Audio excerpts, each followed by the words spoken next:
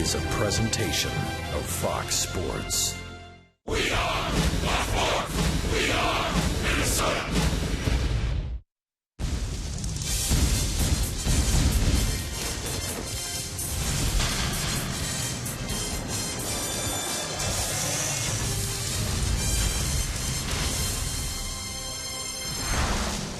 Another beautiful afternoon in downtown Minneapolis, and the Twins hope to salvage the third and final game of this home opening series against the Oakland Athletics. The starting pitching matchup today, Dan Straley will go for the Athletics. Mike Pelfrey, beaten in Cleveland in his 2014 debut, will start for the Twins. Jason Kubel had a big day for Minnesota yesterday. His 8th career 4-hit game pushed his season average to .462. Inside Target Field with Roy Smalley, I'm Anthony LaPanta. Jason Kubel, a big part of the Twins in the early 2000s. In fact, from 2004 to 2010, he was a mainstay in the Twins lineup. From 2007 to 2010, only Justin Morneau hit more home runs. You know, when you can hit, you can just hit. You don't forget how to do that. And what we're seeing from Jason Kubel right now to start the season is nothing new. This guy pounded the ball for the Minnesota Twins, as you say, Anthony, for a lot of years. And he was a clutch hitter and very, very big part of the lineup. The Twins got him on the cheap now in this spring. What a great pickup. The last 4 games, again, a .462 average with his first home run last night, a monster yesterday afternoon, a monster blast. But as I say, when you can hit, you can hit. He had some trouble the last couple of years with some leg issues. You get into some bad habits, you lose a little confidence, but now he's back with the Twins. He feels welcome, he feels wanted, and that sweet swing is coming back. Kubel's back in the lineup for Minnesota today against the Athletics. Mike Pelfrey will try to pitch the Twins to a victory. Dick Kramer and Bert Blyleven break down his matchup with Oakland next.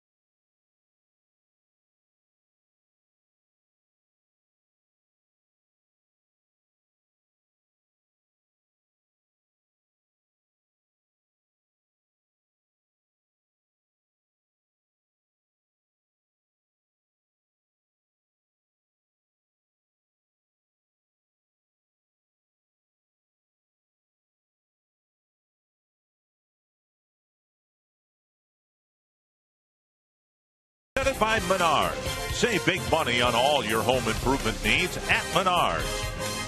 And by Chrysler, imported from Detroit.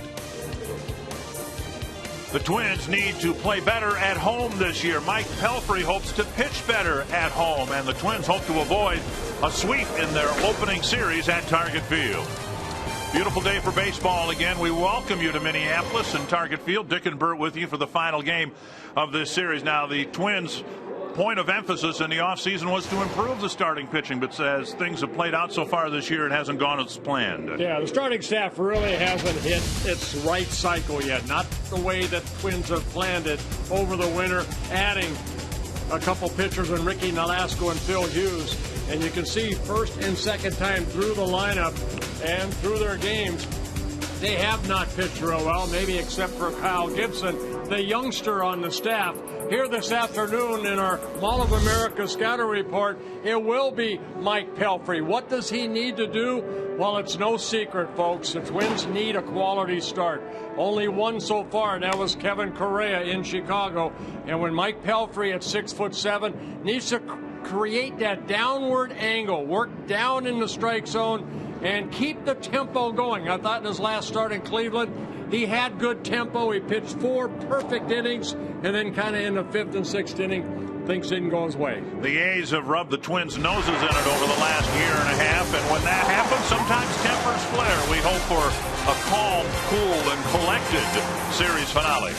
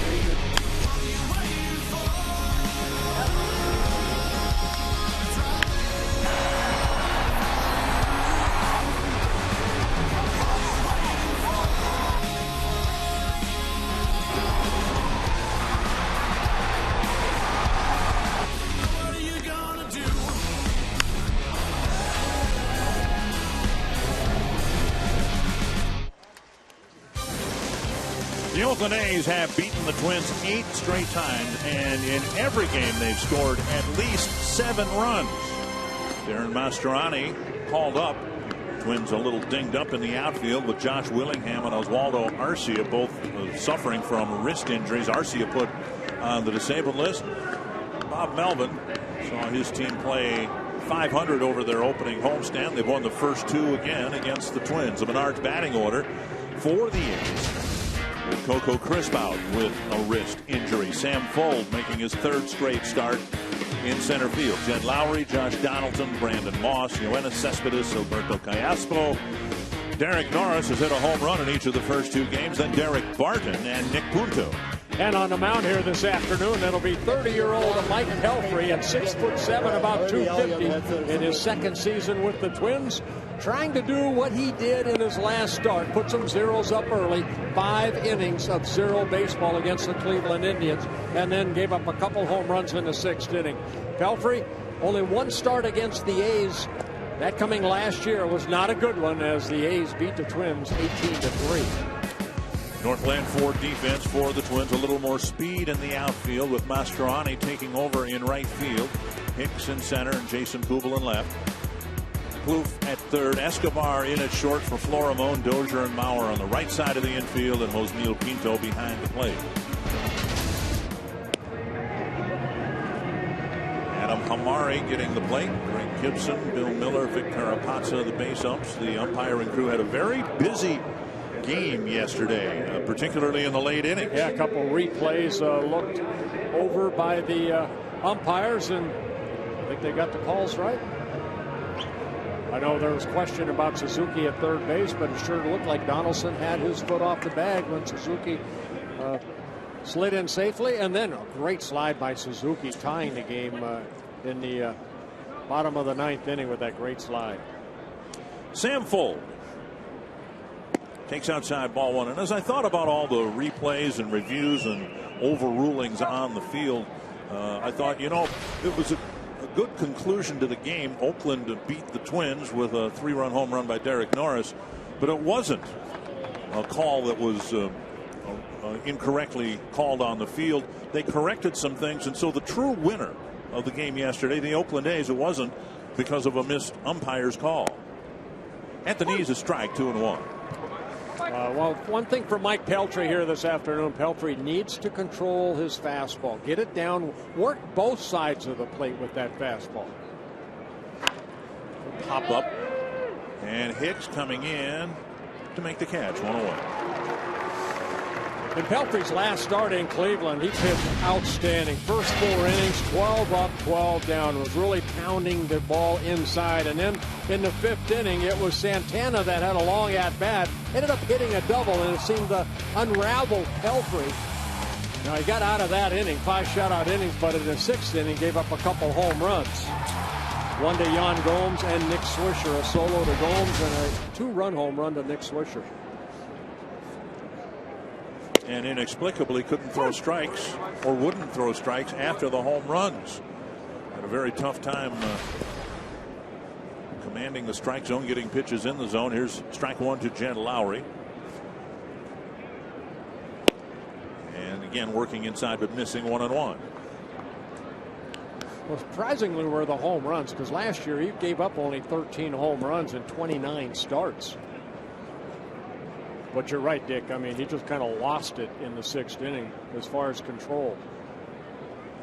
Swing and a foul. Good off-speed pitch there by Pelfrey. And that, I think, is something you'd like to see more of, rather than you have to establish the fastball. But go ahead and show the hitter that you are able to change speeds. Show all your pitches right off the get-go. Don't think it's just the fastball that's going to get them out. You have to mix in the breaking ball. You work that little slider in. Pinto wanting this pitch up about letter high, and it's right where he wanted it, but Lowry stayed off. The ball was in a little bit. Now you go back in there, or you go down and away. You see Pinto with that glove up, and just a bit inside. And another good off-speed pitch at 83 miles an hour. Upper foul. Pelfrey already off to a better start than yesterday's starter for the Twins, Phil Hughes, who walked the first 2 batters on 9 pitches and gave up 4 runs before there was an out. Great diving catch by Dozier in the outfield grass. Well, you make the offense put the ball in play, which the staff is all about for the Twins. Hopefully there's great defensive plays, and we just saw one right there. Brian Dozier leaving the earth to make this great catch.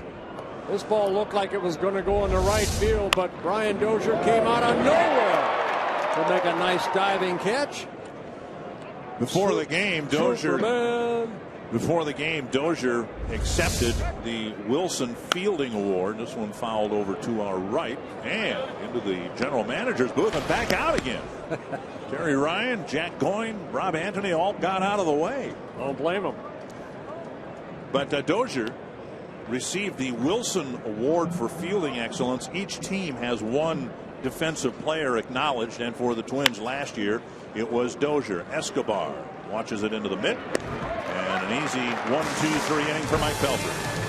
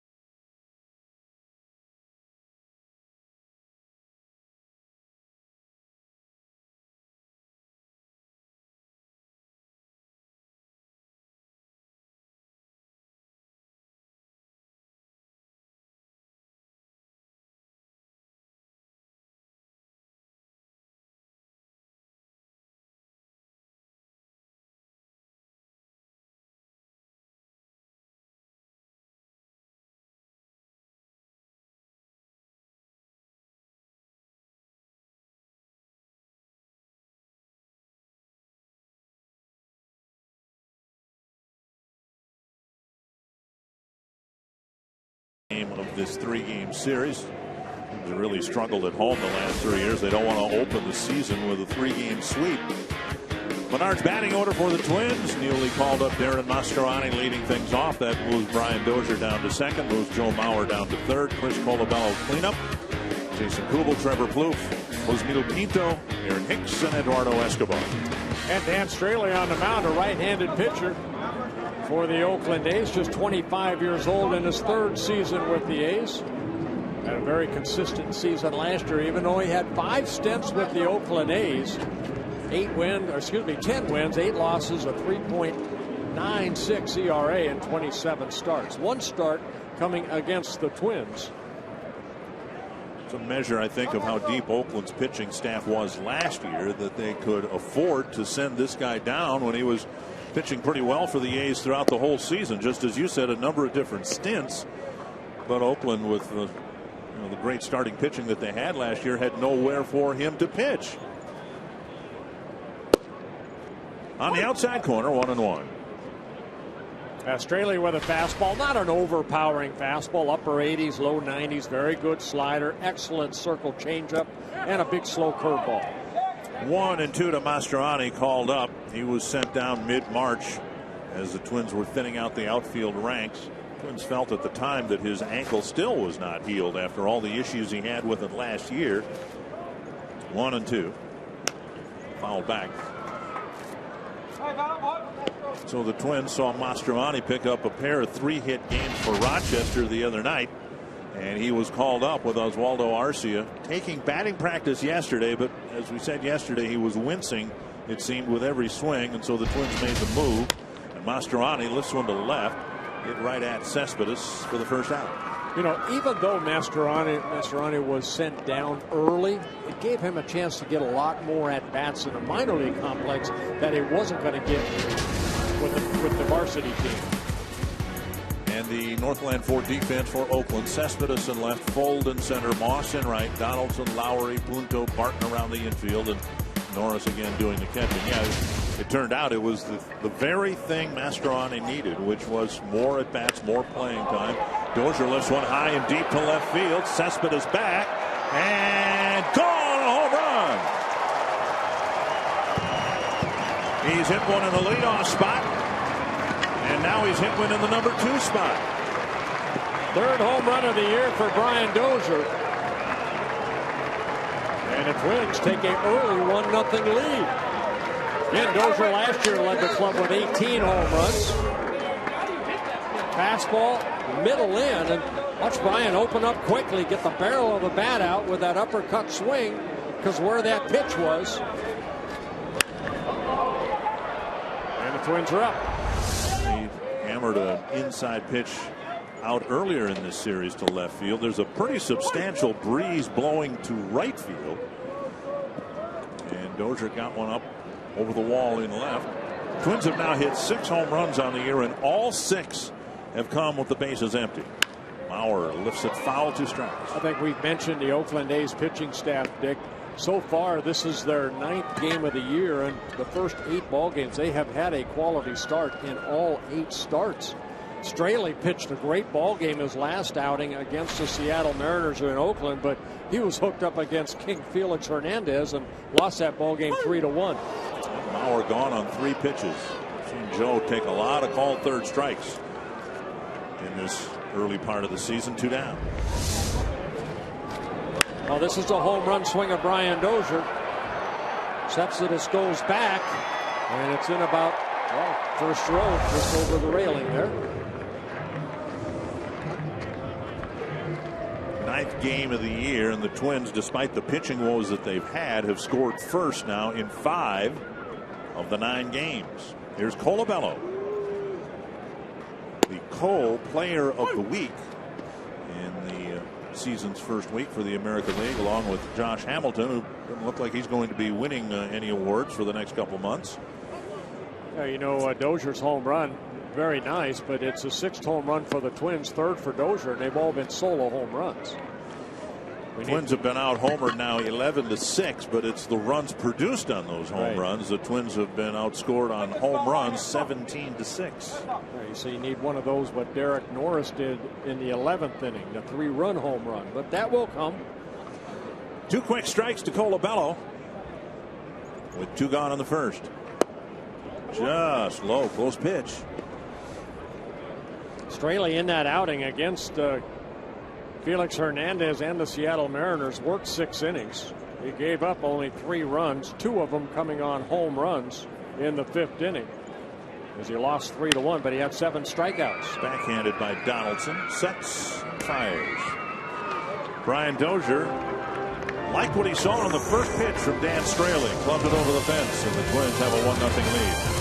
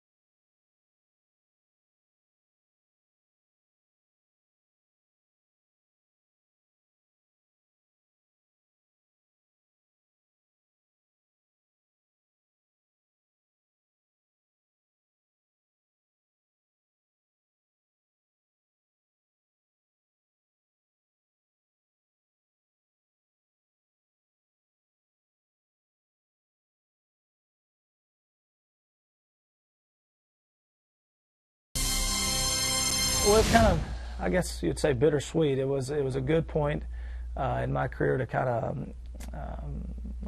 of set yourself in the big leagues, find yourself, what kind of player you are and stuff. But you know, nothing tastes as good unless you win baseball games. And personally, I believe it was kind of a success. But at the end of the day, if you're not winning, nothing's as good. So that's especially going into this year. Well said, Brian Dozier. You know, you can have great years, but if your team doesn't win as a group, sometimes those great years kind of outshadow, you know, what the ultimate goal is, and that's to win as a team.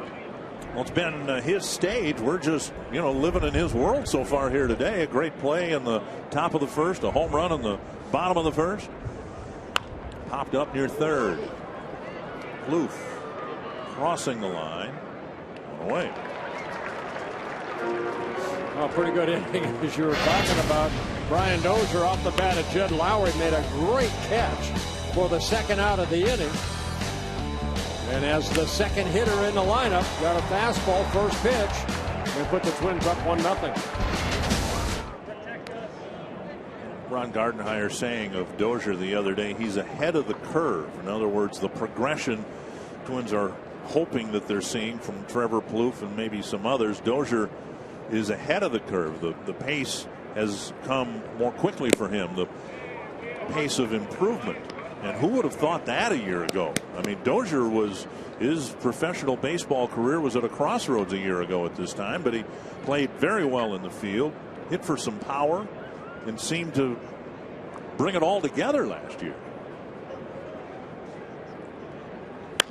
Up the middle, not hard hit at all, but it'll bleed into center field. Cespedes takes a big turn at first and holds up with the first Oakland hit. Well, Brian Dozier, you know, maybe a Rawlings Gold Glove is in his future because he played outstanding. He really showed a lot of range, not only going, you can see, to his left, but also up the middle to his right. The Twins had a lot of base runners last year, so he and Florimon had a lot of putouts, a lot of assists. Led all the second basemen in assists last year. Second in double plays turned. Hitting Alberto Callaspo, fouls one back, and I guess what made it particularly remarkable was the fact that a year before that he was a shortstop. He was playing second base full time for the first time and looked like he was one of baseball's best at second base. One strike to Callaspo. Off to a good start with the bat. And Pelfrey misses the inside corner. Well, it's funny how your career goes in different ways. I mean, Trevor Plouffe, as you mentioned, he was a shortstop. You know, now he's a third baseman. Joe Mauer, the first baseman, was a catcher. Now he's a first baseman.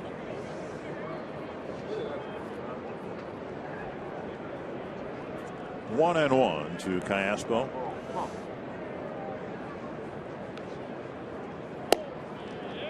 Hit the corner, 1-2. Got good pitch right there. Callaspo right on top of the plate, leaped back, thought that ball was inside, but called a strike. That's what Pelfrey did in the first 4 innings at Cleveland. Really pounded the Indians hard inside. 4 perfect innings. And the base hit to right, Cespedes to second. And he'll hold up there. I think Callaspo continues to swing a hot bat, especially as a left-handed hitter. He came into that at bat hitting .546 as a left-hander. Change up right here at 83 miles an hour. Just kind of pretty good at bat, even though Callaspo was out front. Not a bad pitch. Credit Callaspo and keeping those hands back and whipping that ball into right field. Derek Norris will hit. He hit a solo home run here on Monday in the series opener, and a game-deciding 3-run home run in the 11th inning yesterday.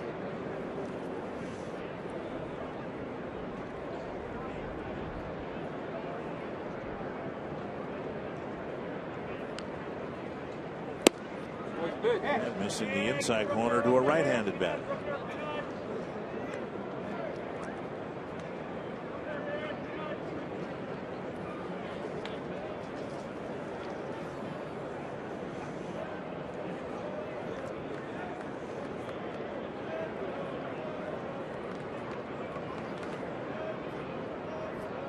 Norris, 25 years old, his 3rd season with the A's. Came over from the Nationals organization, Washington Nationals, in the Gio Gonzalez trade back in winter of 2011. Missing inside again, 2-0. This is where you need control of that fastball, especially down and away. You leave a pitch in. You know Norris, when it counts in his favor, 2-0, he's looking for something to pull hard. So see if Pelfrey can clip that corner down and away.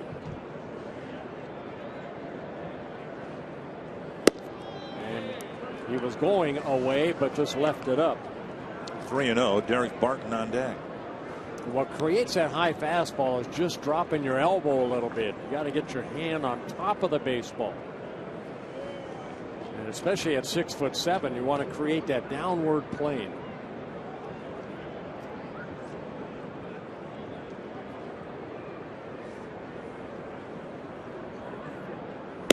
Right down the middle. And Norris taking all the way, takes it for a strike.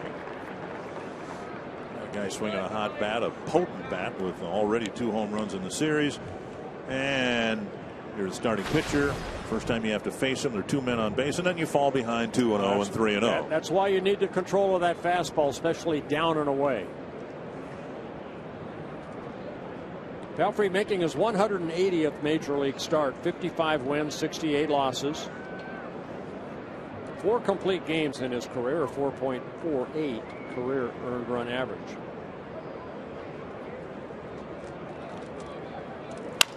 Chopper to third. Plouffe goes to the bag. They'll only get the 1 out. 2 away. A good pitch right there, even though that's a fastball situation. It looked like that ball had a little bit of sink that created that ground ball out. Pelfrey trying to speed up his delivery. Now with a runner at second, he's going to go with the higher leg kick. But you see the good extension, the follow through, and then the right leg coming through.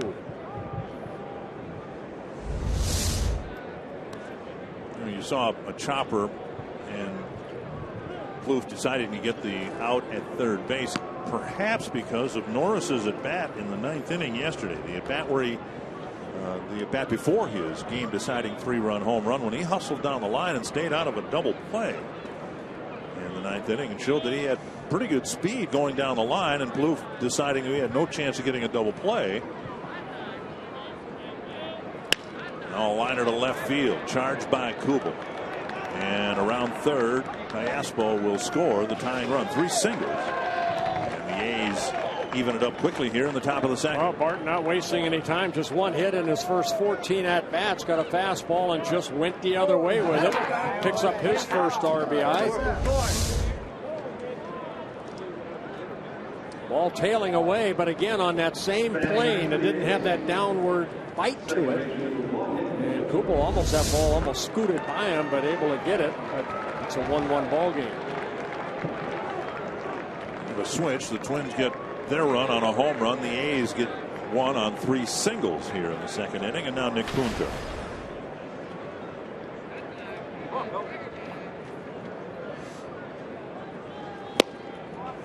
And strike 1.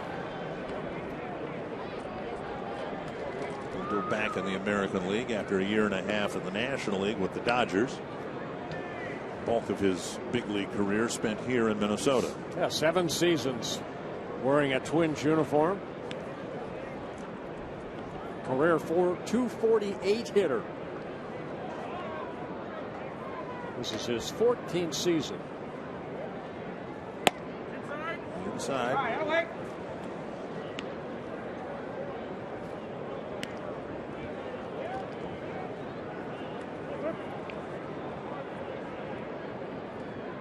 One and 1.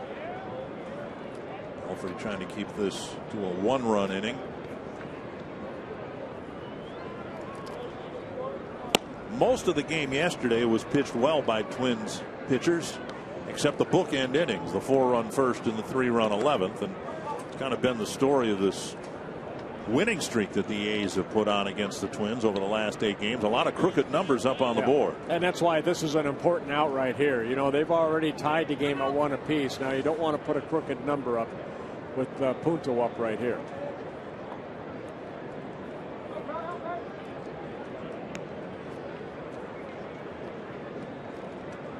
2-1 to the number 9 batter. This will be pitch number 30 for Pelfrey. 3-1.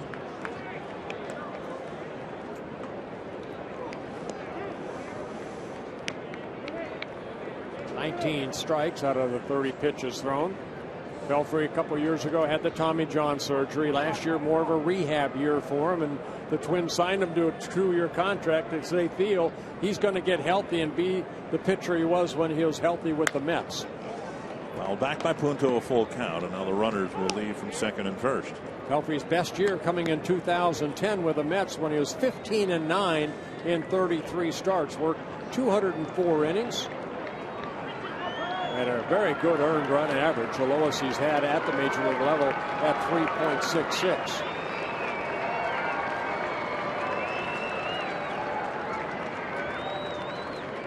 Full count to Punto.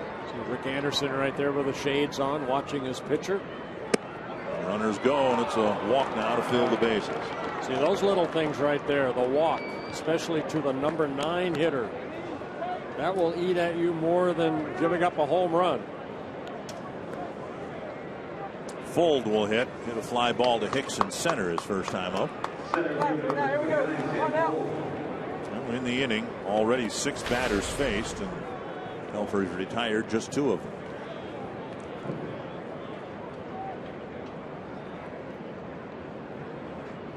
Fold jumped into the Oakland A lineup with a triple in each of the first 2 games for the A's. High. Another pitch up. You need to keep the ball down, especially with a guy like Fold, because they're slap type hitters. They're going to be like a Cocoa Crisp. You know, you leave that ball out over the plate about doubt high, letter high, and they're just going to slap the ball maybe in the gap somewhere. You keep the ball down, maybe you'll get a fly ball. Missing low, 2-0. And this is what perplexed the Twins, and Rick Anderson's going to come out to the mound now to try to get something corrected before it spins out of control. No pun intended. Anderson with a quick trip to the mound, but Pelfrey's a veteran and he's given up plenty of home runs, but he couldn't throw strikes after the home runs, and now bases loaded. They weren't loaded before the walk to the number 9 batter, and now falls behind Fold. Well, you just have to keep pounding the ball down in the strike zone, and he's been up in the strike zone. Now that last pitch was down, but watch Pelfrey with the leg kick. Good balance, good follow through.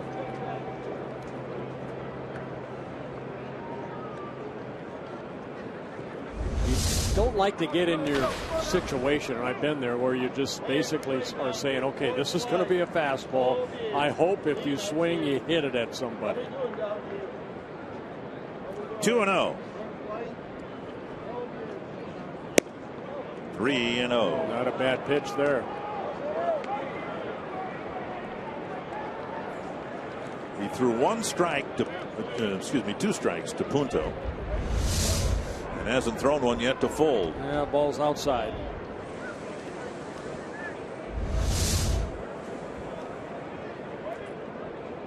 Fold will take a strike. 3-1. And you almost have to come back with it again. You want this guy to swing the bat. You know he's taking. You try to throw it down the middle, and I think Pelfrey barely clipped the outside corner with that pitch.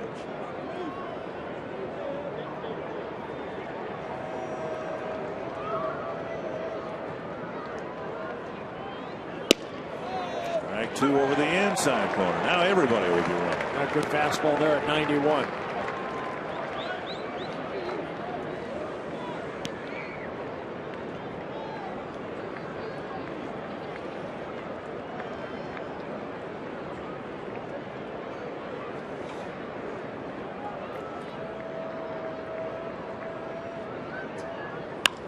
To center. There you go. Hicks comes in.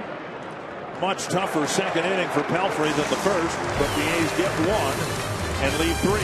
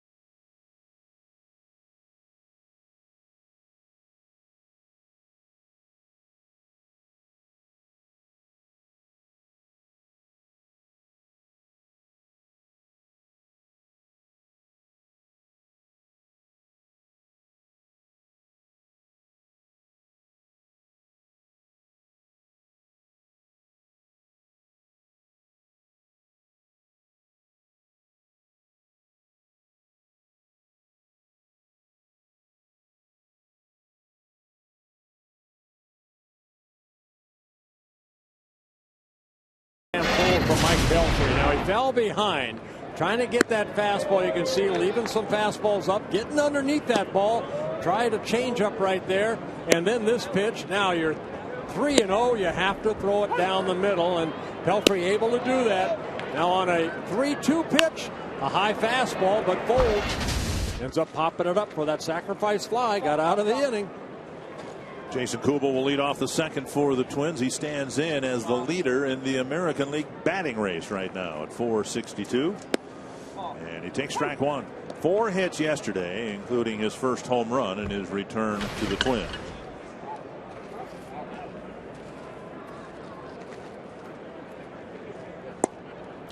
Strike 2 at the knees. We'll mention when Pelfrey started against the Indians, he had problems throwing strikes after the home run. Well, Straley's been just the opposite. Struck out Mauer on 3 pitches, got ahead of Colabello. And now Kubel drives one to right field. This is deep down the line and high off the wall. He'll be held to a single with Moss playing it perfectly. That missed being a home run by just a couple of feet. And Kubel now has hits in 5 straight at bats. Such a nice swing. We saw Kubel on a ball yesterday get it down, and he golfed it basically for a home run. Here, that ball down and in, and Kubel turned on it, and maybe a couple feet from going out, but instead, like you mentioned, Dick, Moss did a good job of playing the carry and keeping Kubel to a single. Second hit for the Twins. It's hits in 4 straight at bats for Kubel. The home run came in his first at bat, then he was retired. Got 3 singles at the end of the ball game, and now an opening hit here today. Plouffe takes up high, ball 1.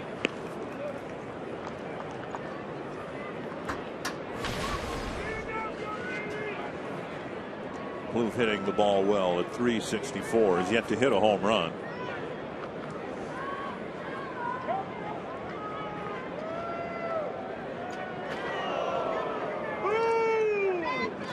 Outside, 2-0. 24 home runs a couple years ago for Trevor Plouffe, only 14 last year. Ended up having the second half, some wrist problems that he played through. Says he's raring to go, and hopefully that power will come back like it was a couple years ago. Swing and a miss.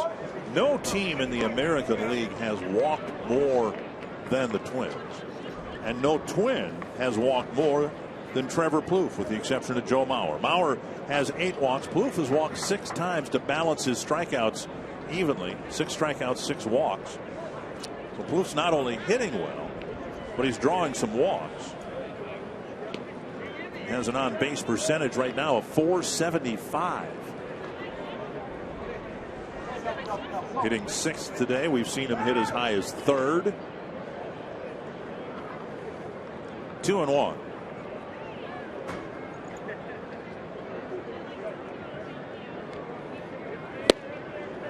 A couple of fastballs that he swung through. 2-2. Not an overpowering fastball, clocked here at target field at 87 miles an hour. Ray Fosse, great former Cleveland and Oakland catcher and longtime Oakland broadcaster, said of Straley, he has late movement. Sometimes we measure movement and you can see it from center field, but it's the lateness of it that can dictate whether a guy's going to have some success out there or not.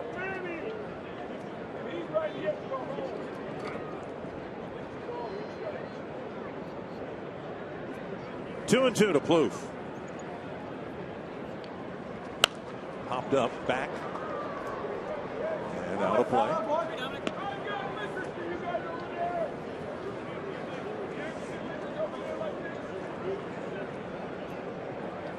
Ball came right back here to us, just in front of us, and that was a terrible, terrible job by the fans trying to get that ball. Guy down here in the blue checkered shirt. Yeah. And Plouffe swings at a breaking ball, 1 down. Straley picks up his second strikeout.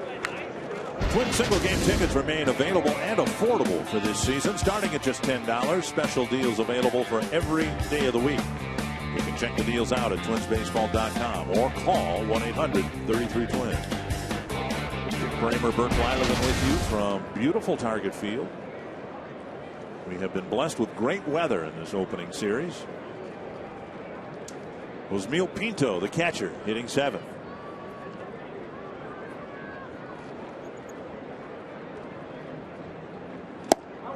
Down and away, ball 1. Pinto doing the catching. Former Oakland A Kurt Suzuki's done most of the catching. Pinto helped Pelfrey strand 3 runners in the top of this inning. Now he's trying to put the Twins back in front. Up the middle and through, right through the wickets. Kubel will check in at second base. Again, Pinto finds the ball with the barrel of the bat. And the Twins have a couple of hits early in the second inning. Yeah, you know what? The goal for Ron Gardenhire is in making sure they get Pinto enough at-bats to keep him, you know, from doing exactly what he did right there. You know, Kurt Suzuki will probably play 4 or 5 times a week, but you want to make sure that this youngster right here, Pinto, does get enough at-bats so he can do that. The guy can hit. And that should be a lot easier now that Chris Herman is with the club, because the Twins have now a 3rd catcher on the team, which will allow Ron Gardenhire to use Pinto as a sometime designated hitter. Here's Aaron Hicks. Pulled down the line. Nice pickup by Barton. And he will go to the first base bag.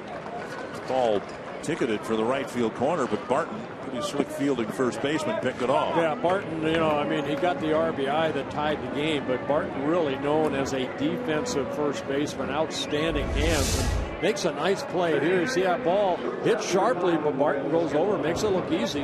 Thought about going to second base, but thought better get the out at first.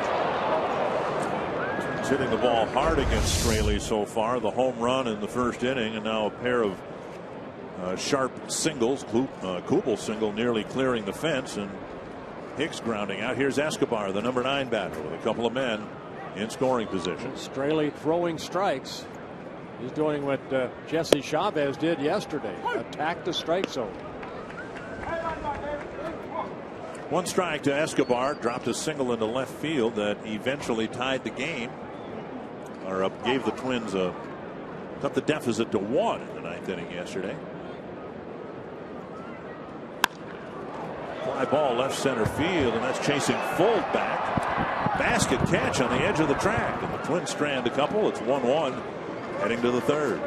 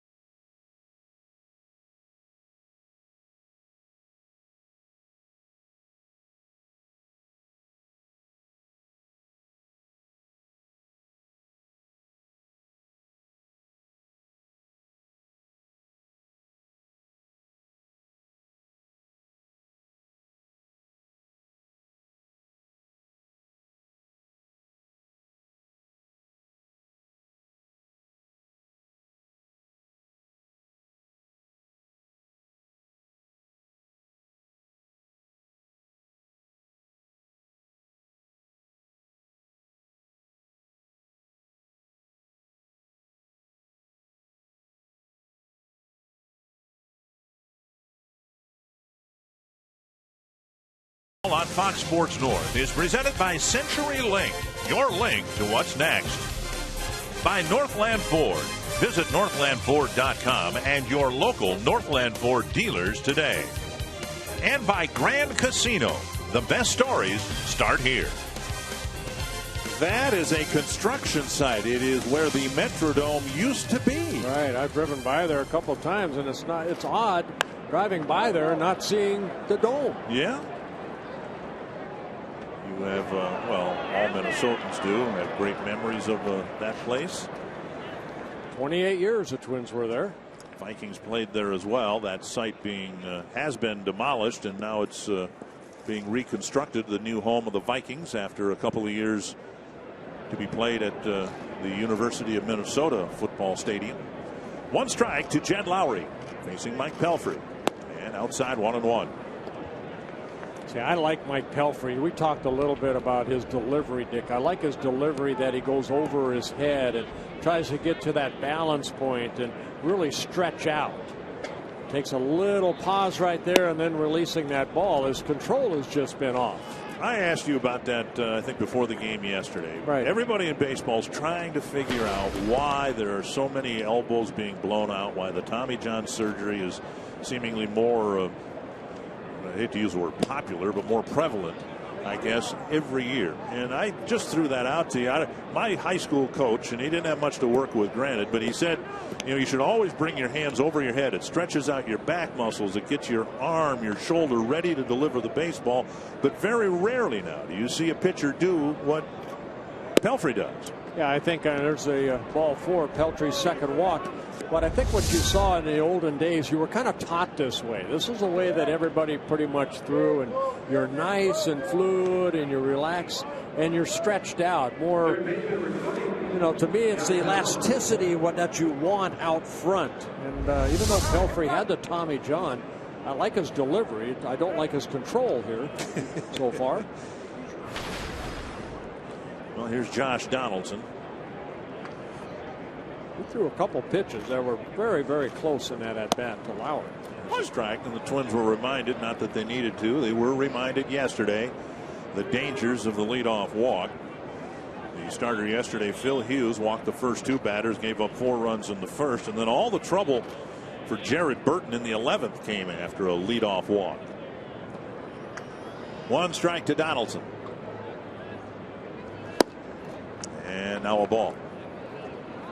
So that's just a stretch, a theory on my part that you don't think holds any validity in terms of why elbows are being blown out. I blame it more on, and I wrote a blog on that on my website at burply11.com about that. I believe the heavy weights, you've got a rubber band, a ligament in that elbow area.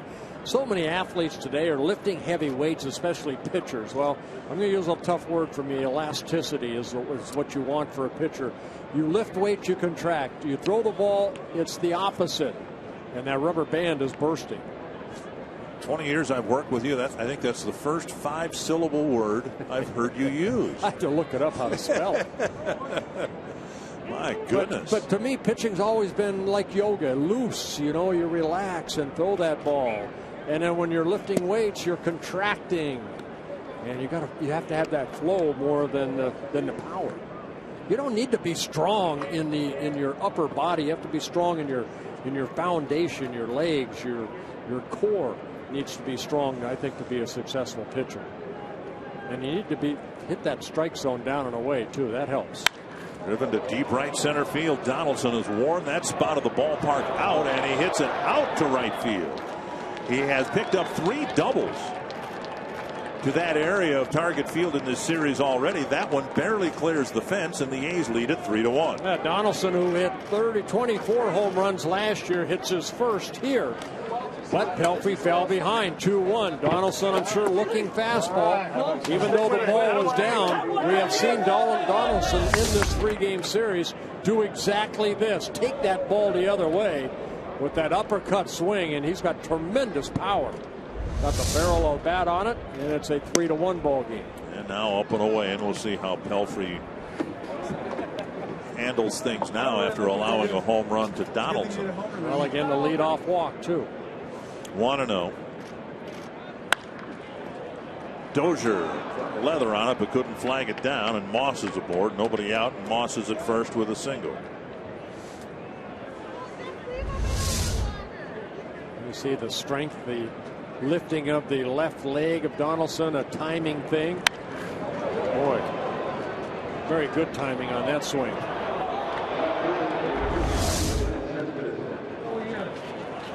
Don't forget, he's just in his third year as a third baseman, former catcher. Driving one out, and another multi-run home run allowed by the Twins. 12th home run the staff has given up, counting for 19 runs.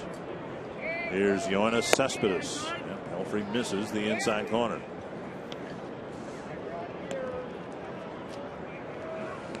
Well, not only the 24 home runs last year for Donaldson, 93 runs batted in, but also hit over 300, 301. So all around good player, very good defensive third baseman.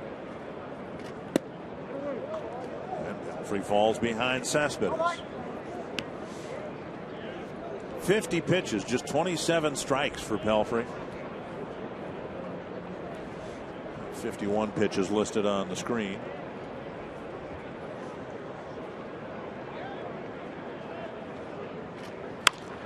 To right center. And it's Mastroianni with the catch for the first out. And that'll bring up Callaspo.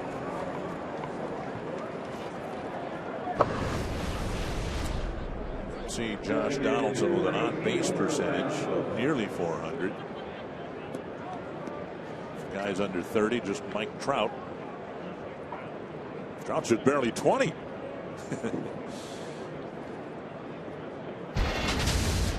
One out, one on, and here is Callaspo.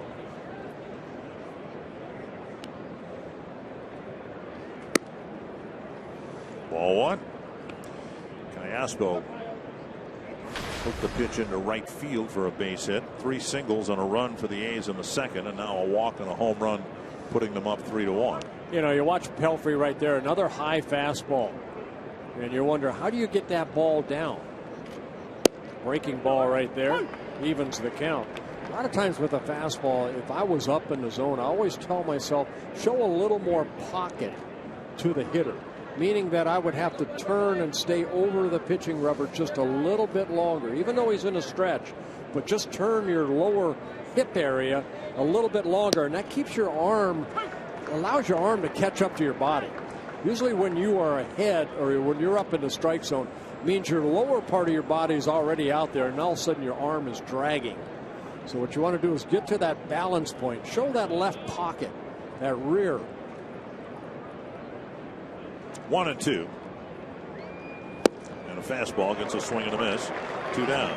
Pinto thought that was the third out. And the catcher lost track of the outs, but luckily no one was able to advance. Good delivery. Again, he's very solid delivery as far as the follow through and whip that arm through. Pelfrey picking up his first strikeout.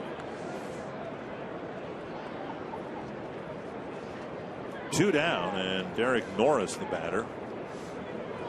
But those are the couple little things that you have to remind yourself out there. Those are the adjustments you have to make throughout a ball game. Well, not many people pitched as long as you did, 23 years, but Pelfrey's been around a while. He should be able to make adjustments on his own out there and not have the catcher or the pitching coach point those things out to him. Boy, that is a good fastball right there. That is a great location, but call the ball. Yeah, Pelfrey kind of a little bit of a smirk. Yeah. 1-0 to Norris.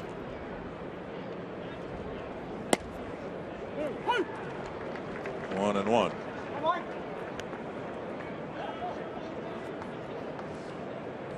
Finding themselves behind on the scoreboard again.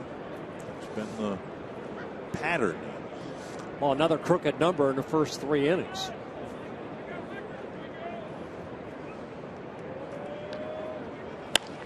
To short center. Hicks coming in to end the inning. A leadoff walk. Seems like they almost always score. And the walk scored here in the third on the Donaldson home run. It's 3-1.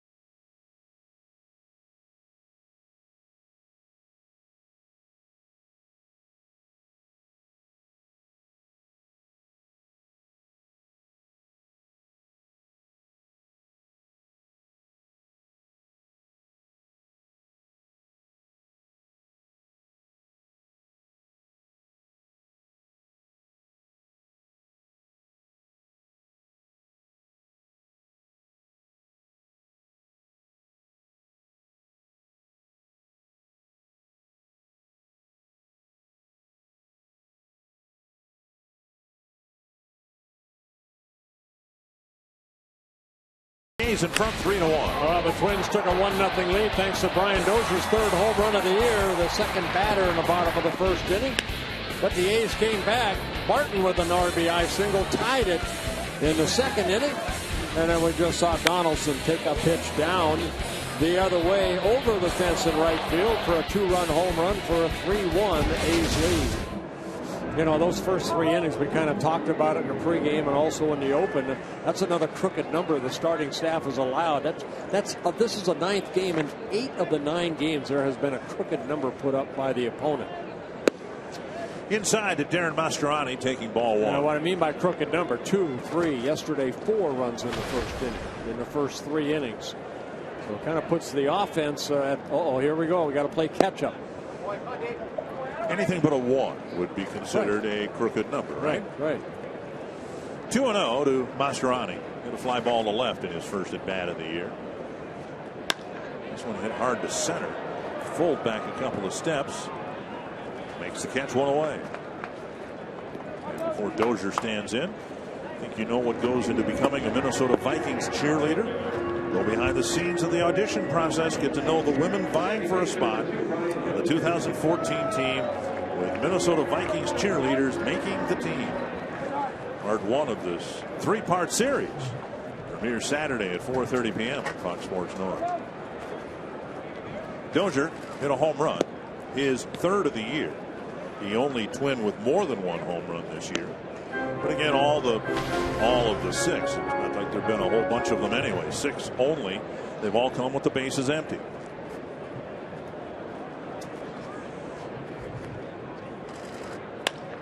To short left. Cespedes. Right off the end of the bat. Makes the catch. 2 down. Looked like a little breaking ball. Joe Mauer received another Silver Slugger Award before the game today, but it's the first time, though, he was given an award. He's got plenty of those where his wife and daughters were a part of the ceremony. I suspect we'll see more of that in the coming years as the girls grow up. Twin girls. Beautiful twin girls. Wife Maddie. 2 quick outs here in the 3rd, and now Mauer will hit. The batting average steadily climbing. He takes up high. He was called out on strikes. He saw just 3 pitches in the first inning.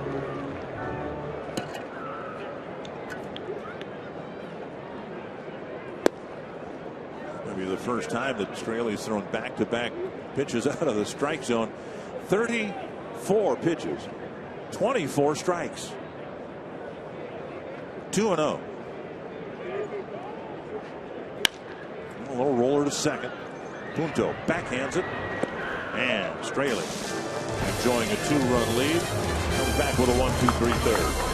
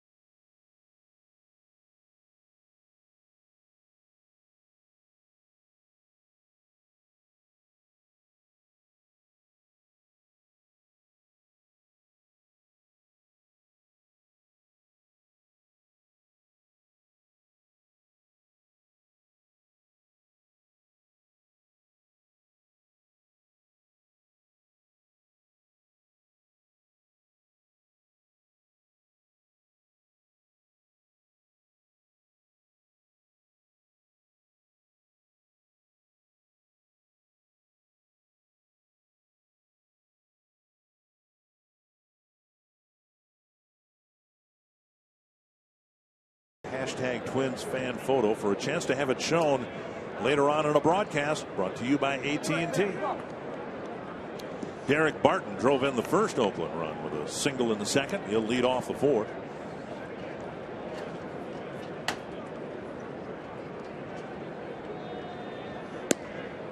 Maybe a changeup that tickled the outside corner. One strike.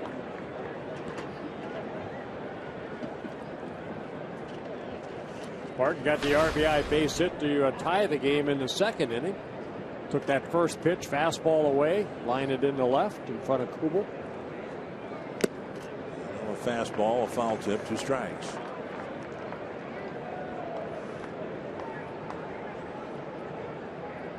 The 14th year of professional baseball for Barton. Excuse me, the 12th professional year. Originally Cardinals #1 pick back in 2003. 8th season with the A's. Yeah, a little Take roller. that ball, take that. Dozier's got to hurry with his glove. Flips it to Mauer. Good play by Dozier, 1 down. A nice play again. We saw Dozier make a great catch in the first inning. Here, using the glove and shoveling it over to Joe Mauer. He opens the glove right there. That's probably an important part of the play, right? Opening the glove. Yeah, that's very important. Or you just throw your whole glove at Joe. 1 down, and Punto will hit. Belfry walked him to fill the bases in the second inning. Ball 1. Was it Terry Mulholland many years ago had a ball hit back to him and it got stuck in the web, so he just threw the first baseman, the glove and the ball to the first baseman. Got the out. Got the out.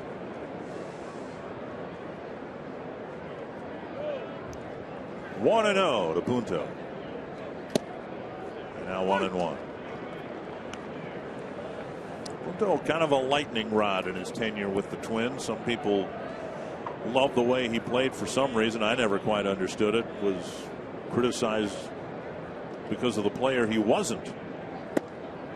When I think most of us appreciate him for the player that he was.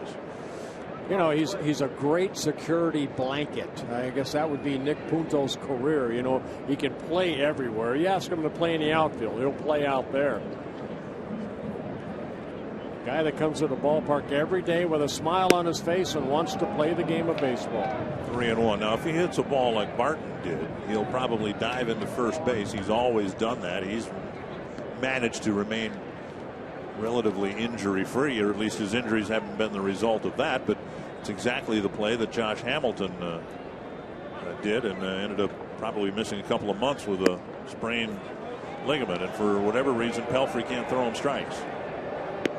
Again, the #9 hitter walking, and Pelfrey, you can see, upset at himself, shaking his head. The 3rd walk for Pelfrey. 2nd time he's walked Punto. Trivia question: which Twins pitcher has the most all-time wins against Oakland? I might be sharing the booth with him. And I figured, Jim Cott would be another name, but for half of Jim's career, the Athletics were still in Kansas City. I don't know. How about Brad Radke? Yeah, could be. How about Frankie? Frankie V. Viola. Sweet music. Home now, we're happy to report, after open heart surgery a little over a week ago. Sam Fuld, the batter. A couple of outfield flies to Hicks, and Pinto catches ball 1.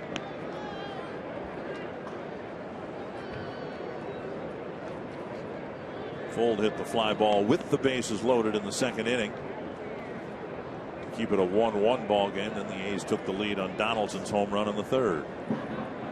1-0. Popped up, back, out of play.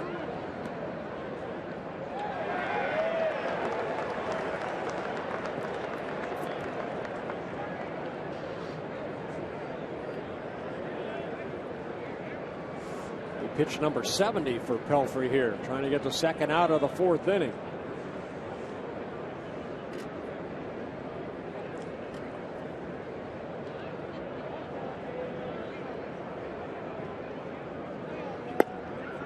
Missed the inside corner. 2-1.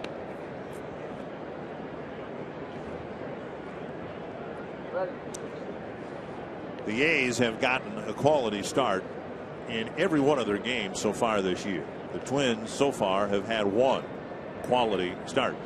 Pelfrey looked like he was on his way against the Indians, but then everything blew up in his face in the 6th inning. 3-1 now to Fold with Lowry on deck. And his strike to ball ratio about 50-50 so far in the ball game.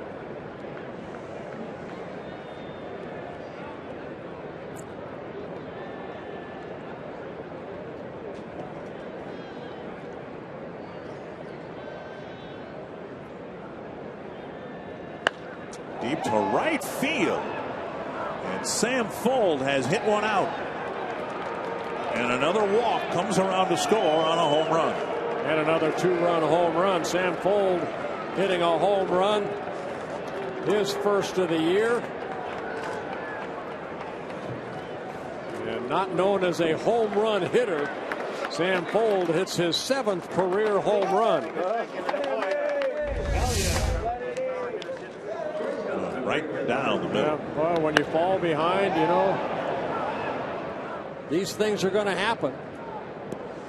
And it's a 5-1 ball game.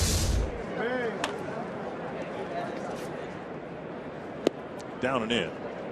5 earned runs in 3 1/3 innings so far. Charged to Pelfrey. 3-1 fastball. Fold, I'm sure, looking fastball. Got it. And hit it. Lowry the batter. 1-1.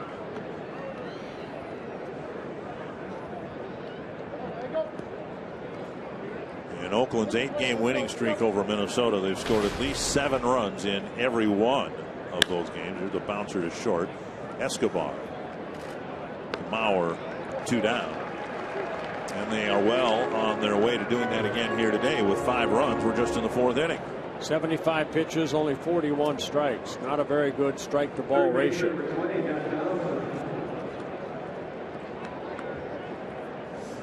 Josh Donaldson hit an opposite field home run. See, I'm from the old school. I'm surprised after the way Oakland has really embarrassed the Twins that there haven't been anybody that really, our staff hasn't really made anybody move their feet a little bit. Or brush themselves off. 1 strike to Josh Donaldson. But that's the old school in me. Inside 1-1.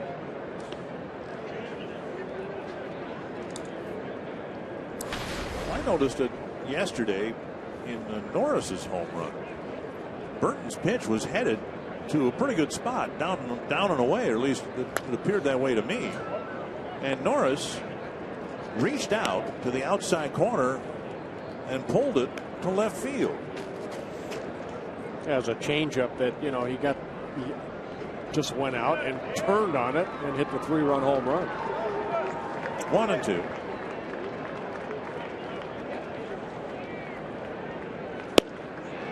And that ends the inning, but another 2-run home run after a walk by the A's. Yeah, it might not be the last home run we see hit here today because we've already had 3.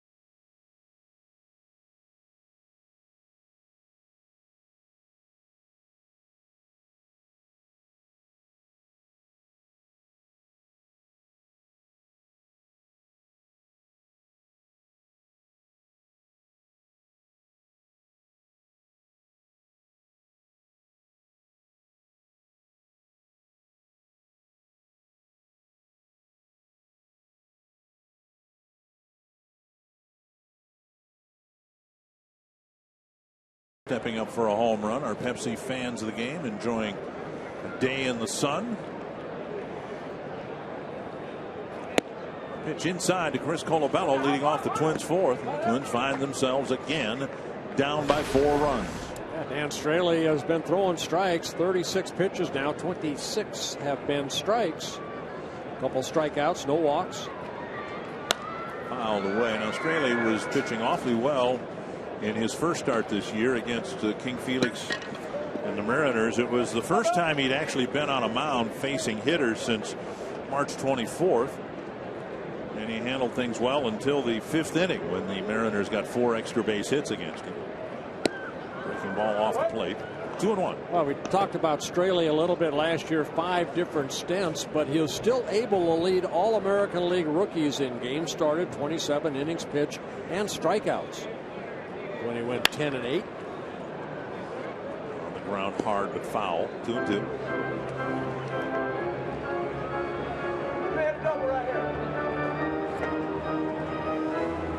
Colabello with 10 hits on the season, but 11 runs batted in. He's come up with men on base a lot and delivered. Trying to get aboard here to start a Twins comeback. 2-2. 3-2. Kubel on deck.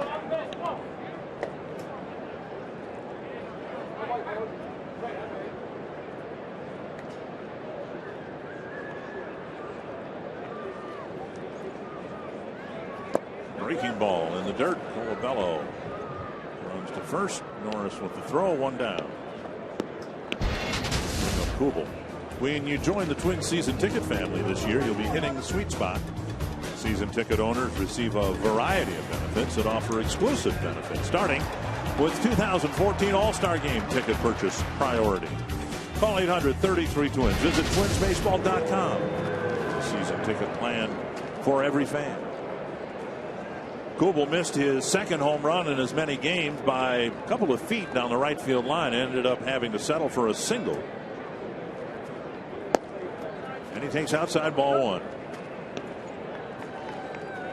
Kubel hitting at a .481 clip. This from a guy who had a poor spring training.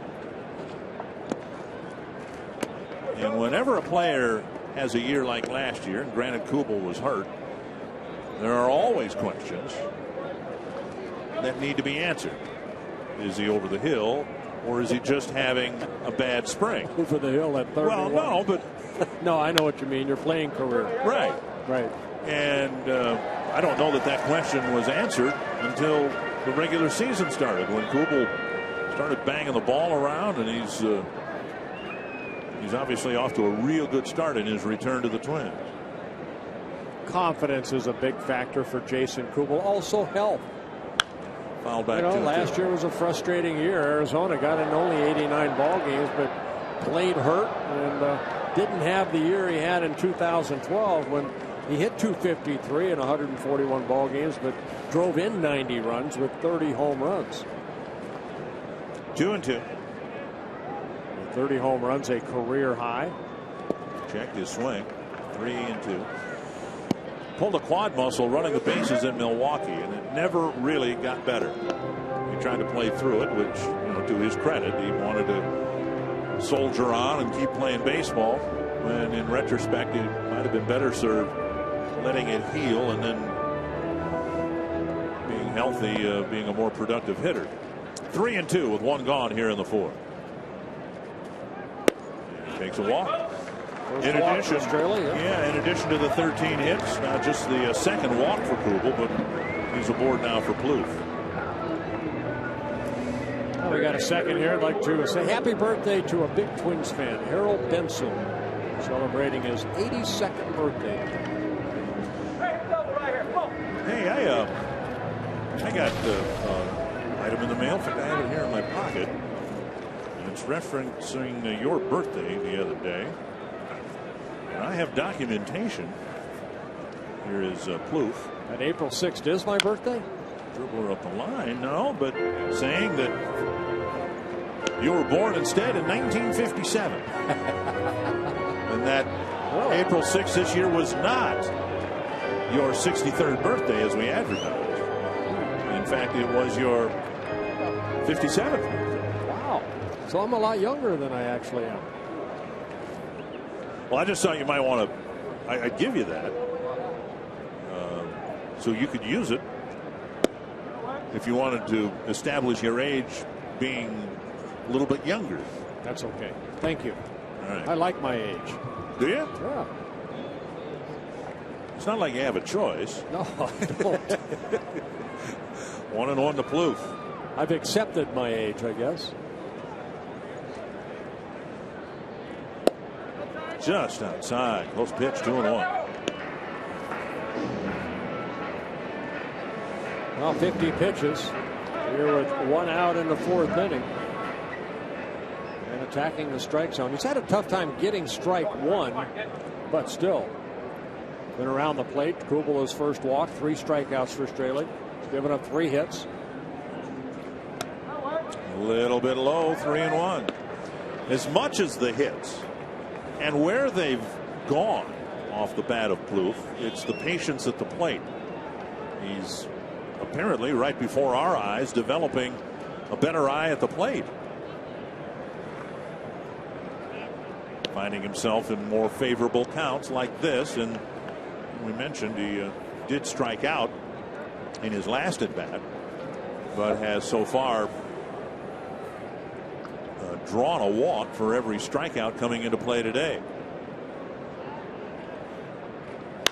Popped up right side. Just got underneath that one. Brandon Moss with the catch, and that's out number 2. You know, I don't think Tom Bernansky or the Twins are that concerned about the strikeouts. It's the making contact, solid contact for Kubel. You know, Plouffe. You know, a guy like Florimone or the guys that are more or less slap hitters that aren't going to hit the ball in the ballpark, then you worry about them striking out a lot. But the guys like Plouffe and, Colabello and Willingham, that's part of their game. They're going to swing hard and hopefully drive it out of the ballpark, and they're going to miss a lot. Pinto, the batter, singled sharply up the middle his first time, and he takes a strike on the outside corner.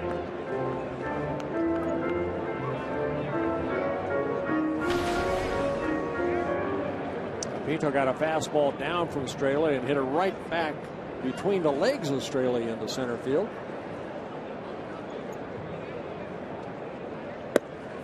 Put away. 1-1.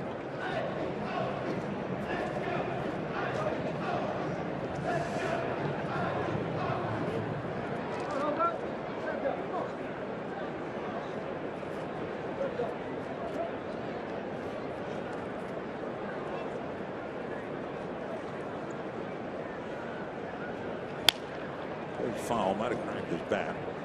1-2. Nope.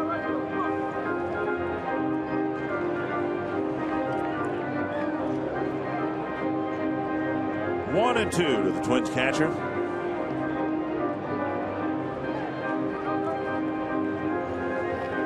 Gardenhire saying that he enjoyed one of the cigars the team gave him in the pregame ceremony yesterday. 1 cigar for every major league win, 1,000 cigars. And the big humidor that the Twins gave him, custom made by Glenn Perkins' father-in-law, and as big as it was, it only holds 500 cigars. Think about that, 1,000 wins. Yeah, that is a lot of wins. That's a lot of cigars. I was going to say, I'd rather think about the 1,000 cigars. It'll take you almost 3 years to smoke them if you go 1 day at a time. California high school math again. It's amazing. Always comes in handy. Pinto rather strikes out to end the Twins' 4th.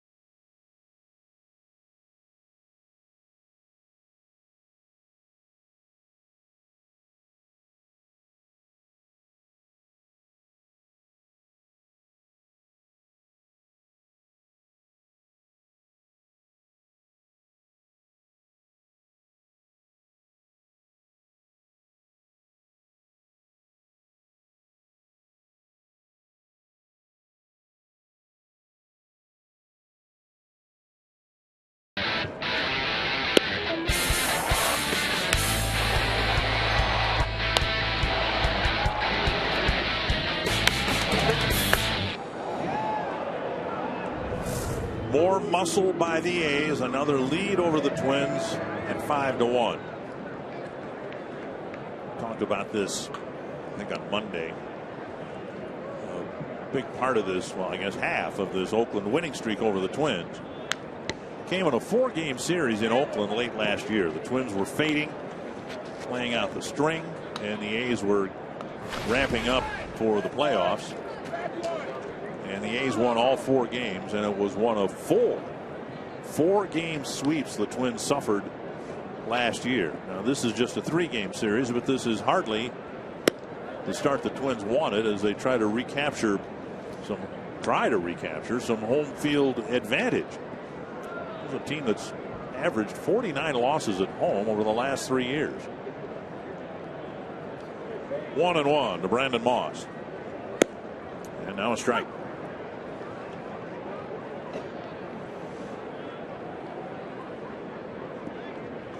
And it's not because I've worked with you for now 20 years, but I have learned over the years that success at home, success on the road, success depends on competent starting pitching. That ball hits the roof of the Oakland dugout. And if you don't have it, you don't stand much of a chance. Well, the Twins spent some good money to hopefully get some of that quality starts or starters out there. You know, Mike Pelfrey himself, he was a free agent. He wanted to come back here to Minnesota. The Twins kind of said, okay, here's a 2-year contract with some incentives to give you the opportunity to get back to where you were when you were healthy with the Mets. Hopefully that will pay dividends for the Twins. 2-2.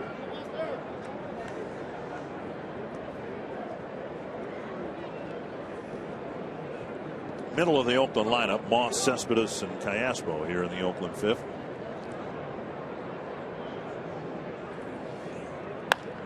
Fly ball center field, playable for Hicks. 1 down. Last fall, we sent a crew down to the Dominican Republic for a series of Twins baseball shows, and we debut them tomorrow night. An up-close look at Twins prospect Miguel Sano. We'll show you how this baseball prodigy fought through a life of poverty to become one of baseball's future stars. Baseball in the Dominican Republic, Miguel Sano, tomorrow night after the Twins Live postgame show. Only on Fox Sports North, we will get our first look at the Kansas City Royals tomorrow night. To left, Kubel running to the corner and trapped it. And Cespedes with a big turn will be held to a single. Nice play by Kubel, who seemed tempted to try to make a diving attempt on that ball, and he ended up playing it on the short hop. Yeah, good effort. Now Kubel, you know, not the quickest of feet out there, but does a good job as this ball just kept kind of, you know, right at him. But he's got to run to his right as hard as he can. He's coming in, gets it on the short hop, and Cespedes gets his second hit of the game. And now Callaspo. You know, just watching those Sano or Florimon or Christian Guzman type of storylines about what it took for them to get here, you just see why these kids have so much desire and so much heart and determination to get to the big leagues and stay here. Arcia from Venezuela. Kubel turning his back on this one and making a nice running catch, and heading back to first is Cespedes. Good play by Kubel for out number 2. Most, if not all of them, coming out of impoverished conditions. One of the great things about the major leaguers who come up here, so many of them want to try to take care of their countrymen. Remember Johan Santana when he was here in the most recent contract negotiation he had with the Twins. Part of the deal was to get a fire truck for his hometown, and the Twins had to find a way to find a fire truck, and then they had to get it shipped down to Venezuela. 1-0. And whether it's baseball equipment, baseballs, gloves, bats, so many of the players send equipment just to perpetuate the game of baseball in their homeland. To the inside corner, 2-0. Well, there's so many that get signed out of these different countries like Dominican or Venezuela, and we see Arcia, we see Florimon, you see Sano, hopefully going to wear a Twins uniform one day, but how many don't make it? 2-0. Now we have to add Cuba to that list of Caribbean countries that have produced a lot of major leaguers. We saw the White Sox who had 4 or 5 players on the roster born in Cuba. Tony Oliva, of course, a wave that came to this country in the Griffith organization in the 60s. 3-0. And another walk issued by Mike Pelfrey. 4th walk for Pelfrey.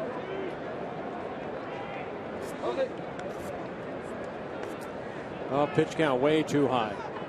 12 in the first, a 1-2-3 first inning, but then after that it's been a struggle for Pelfrey. 26, 21, 20, and now 13 so far here with 2 outs. Derek Barton, the batter, in the 5th inning. This is the pitch count you want in the 6th and 7th inning, not the 4th or the 5th. Barton with an RBI single and a ground ball to Dozier. Ball 1.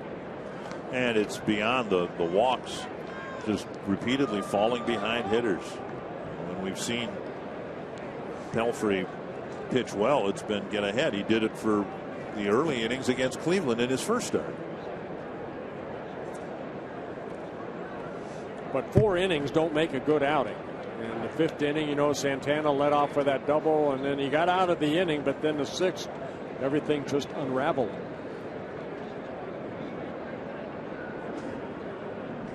Swing and a miss in front of the off-speed pitch. 1-1.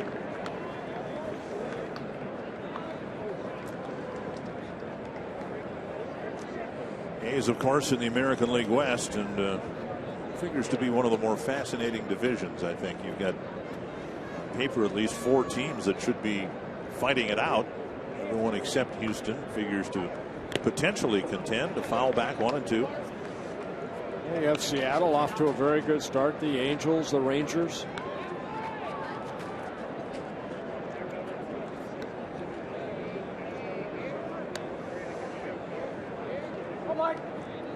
One and 2.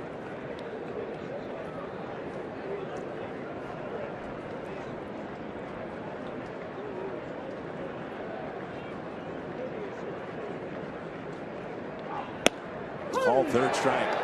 Pelfrey's missed that spot to a lot of left-handed batters. He hit it with Barton at the plate. That ends the 5th, and the A's strand a pair.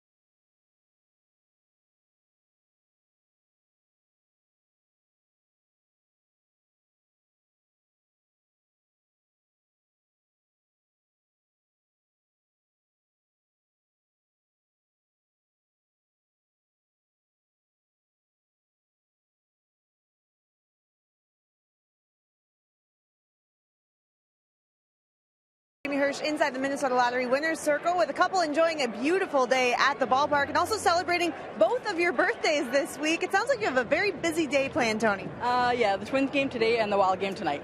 How about this beautiful afternoon here? It's about damn time. It is a beautiful day, to be sure. We're going to give you $100 worth of scratch-offs to the Minnesota Lottery. Happy birthday to both of you, and enjoy the game. Thanks. Taking a break. I couldn't have said it better myself. No, I might not have chosen those words, but I agree with the sentiment 100%. Oh, I would have chosen those words. Aaron Hicks taking ball one. He'll lead off the fifth inning. Hicks, Escobar, and Mastroianni trying to do something against Straley. There's a bunt. Straley bare hands it, fires, caught him. Good play by the pitcher. Coming off the mound to retire Aaron Hicks. Even though Hicks was thrown out right here on a very nice play, this is what you want to see a little bit more of right here.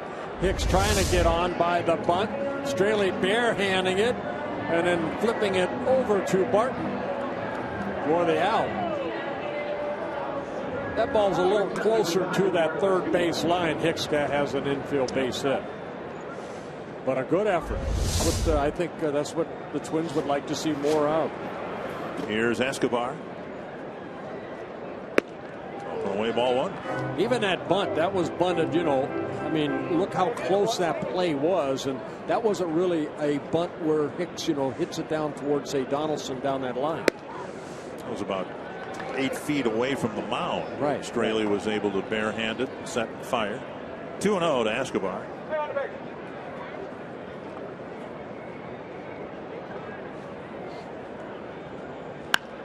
And now fouled away. 2-1. Well, the A's riding a crest right now that it wasn't that long ago. The Twins were contending every year, winning divisions, getting into the playoffs. And the A's are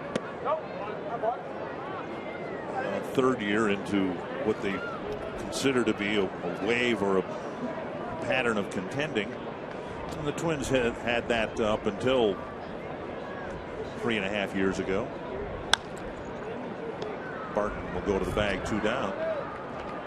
It's kind of the way it goes with the markets in Oakland and Minnesota. You have to attack when you can and rebuild when you can. Let's go to Jamie Hirsch.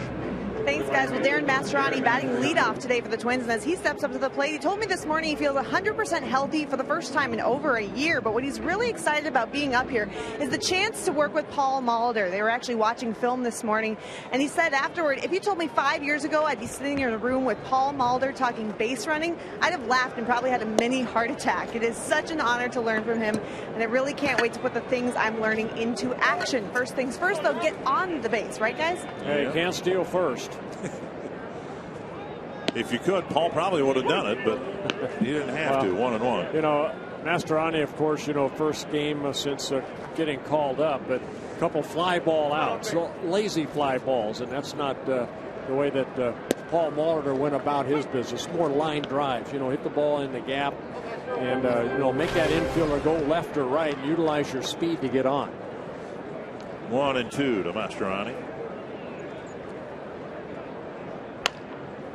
Twins haven't had a hit since Pinto's single in the second. The A's went through a stretch before this wave of winning that they have experienced. 5 non-winning years. And now they hope they've set themselves up for 5 or more years of winning competitive baseball. And the Twins will hope that their stretch of non-winning seasons won't reach 5. And an off-speed pitch, a strikeout. And Straley breezes through the fifth. It's still 5-1.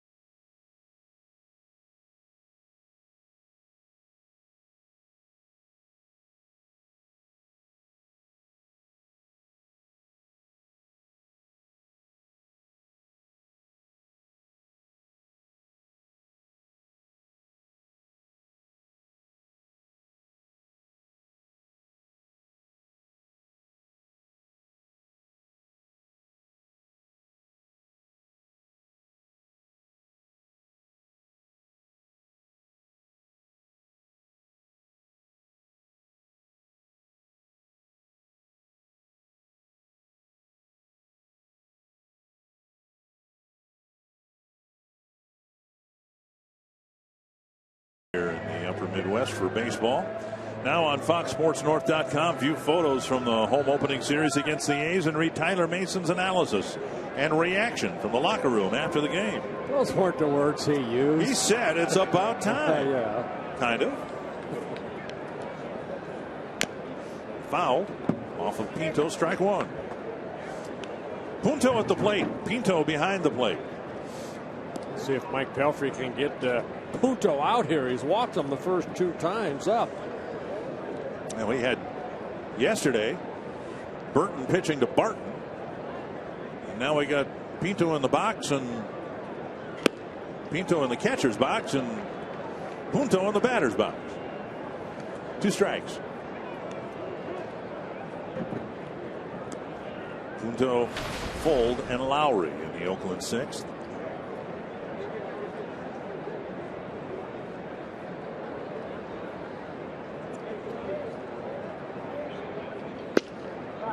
One and two. The A's jumping out in front, hoping to sweep the Twins here, continue their mastery over the Twins, and then it won't get any easier for Minnesota with the Royals opening up a series here tomorrow. The Royals typically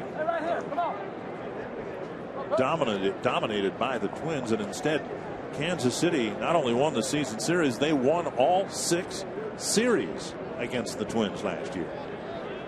2-2. Escobar will watch it land on a hop in front of Kubel. And that will bring up Sam Fold. 2 fly balls and then a big fly for Sam Fold. Well, this is a 3-1 pitch. See the location of that pitch. Fold hitting his first home run, just his 7th career home run. Had a couple home runs last year for the Rays. That gave the A's a 5-1 lead.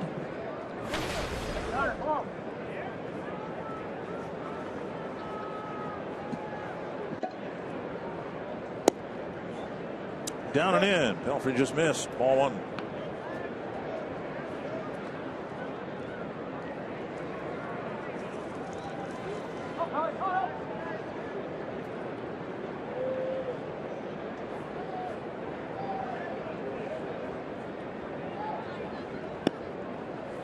Clips the corner. Coco Crisp with a wrist problem. The A's hope to have him back for their Seattle series starting tomorrow at Safeco Field.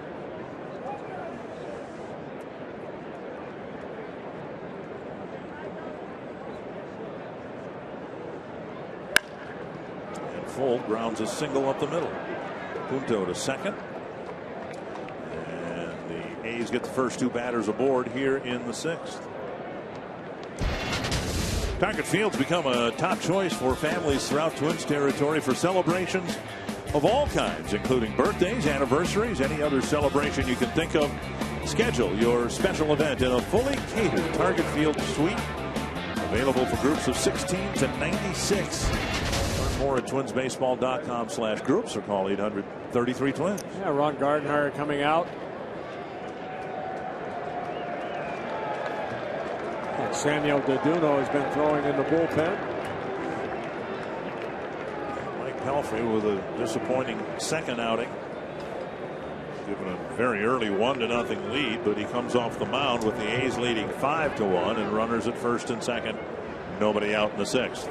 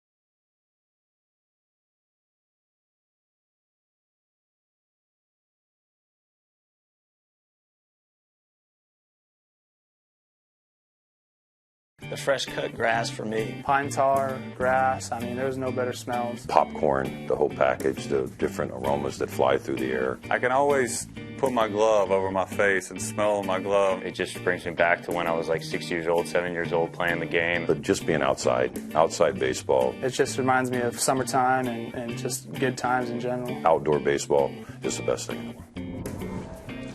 No one's ever asked me about smells of baseball, and it's maybe a good thing.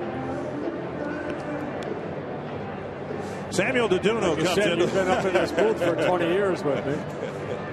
Samuel Deduno will come into a tough spot. Twins already down by 4 runs, and there are 2 men on with nobody out. Well, another non-quality start for a Twin starter, but Samuel Deduno is making his 4th relief appearance.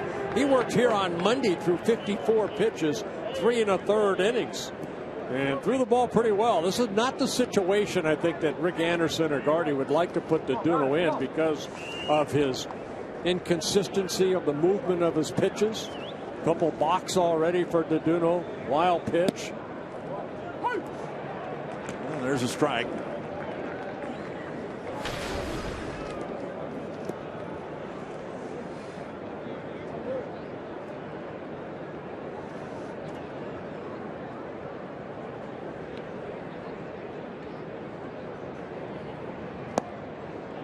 Just missing 1-1.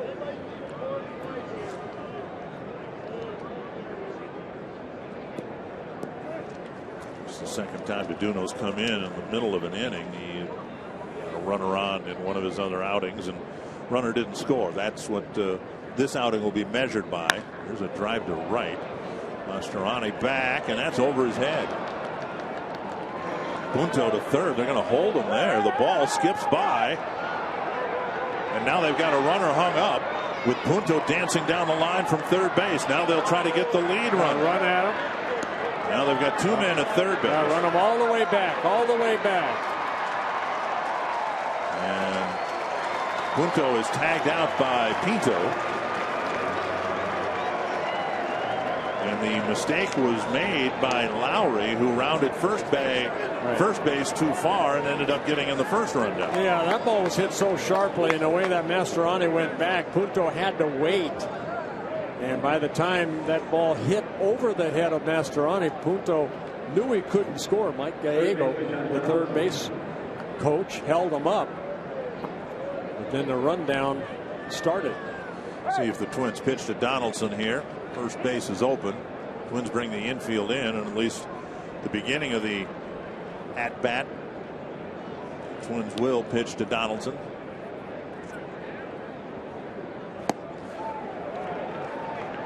Swing and a miss, 1 strike. Punto, you can see that line drive. He went back to tag up. And then once that ball got over his head, he's picking up his third base coach. And he held him up right there. They got too far off, and that's where Joe Mauer ended up throwing to Pinto, and Pinto tagged him out. Swing and a miss, and this an acid test for Deduno because the Twins moved him to the bullpen for situations like this. When he needs a strikeout, of all the people the Twins have in their bullpen, save for Glenn Perkins, they figure Deduno has the electric stuff that they hope will get a strikeout in key spots like this. And he needs one here. And how he does it mainly is that hard curveball. 2 curves for 2 swinging strikes. Nice block by Pinto. 1-2.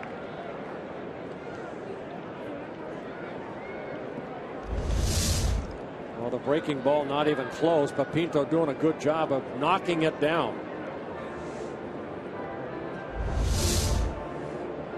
I would imagine, I think we've talked to Mauer and Suzuki, very hard to catch Deduno. You're just not sure. You could sit away and the ball could be down and in. 1-2. Well, fastball pitches moving all the time. And a breaking ball hammered up the middle for a base hit. Fold scores. Lowry coming around. Hicks's throw to the plate. Got him.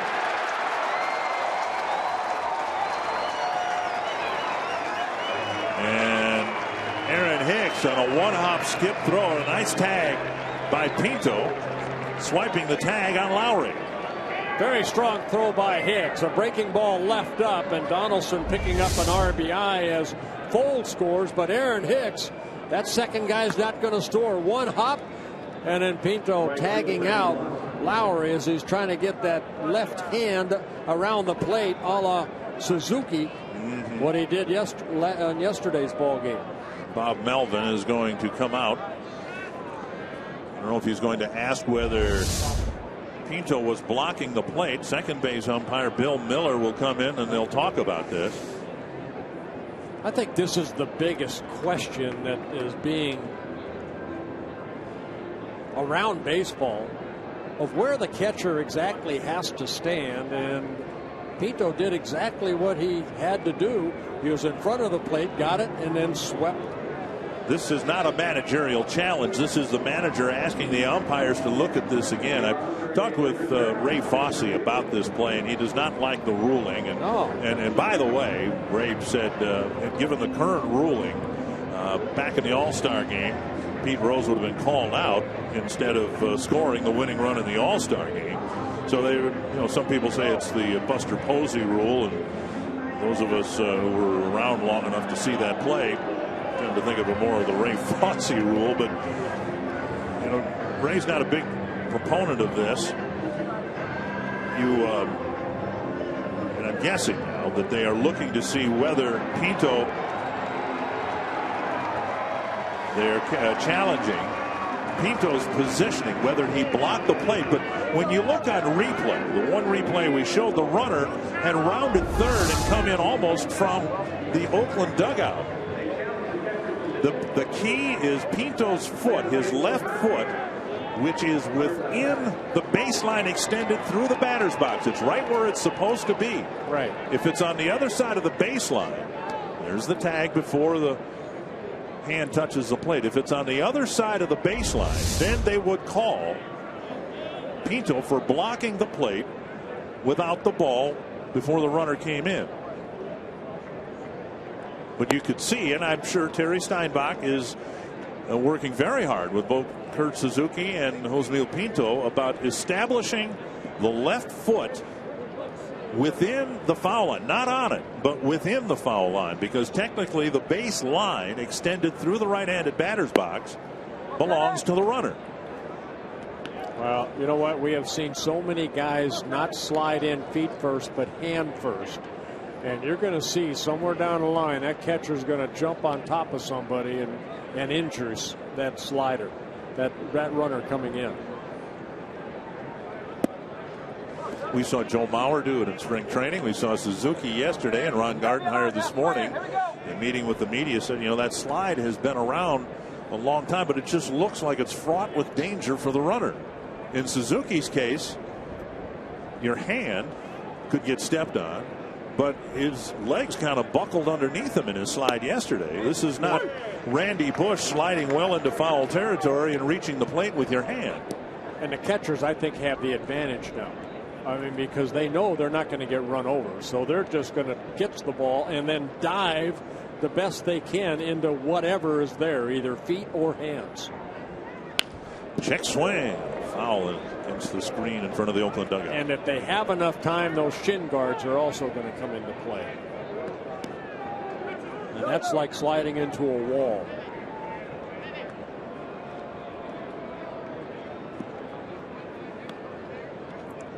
Everyone wants the runner to slide it. I guess the alarming thing to me is how they're sliding.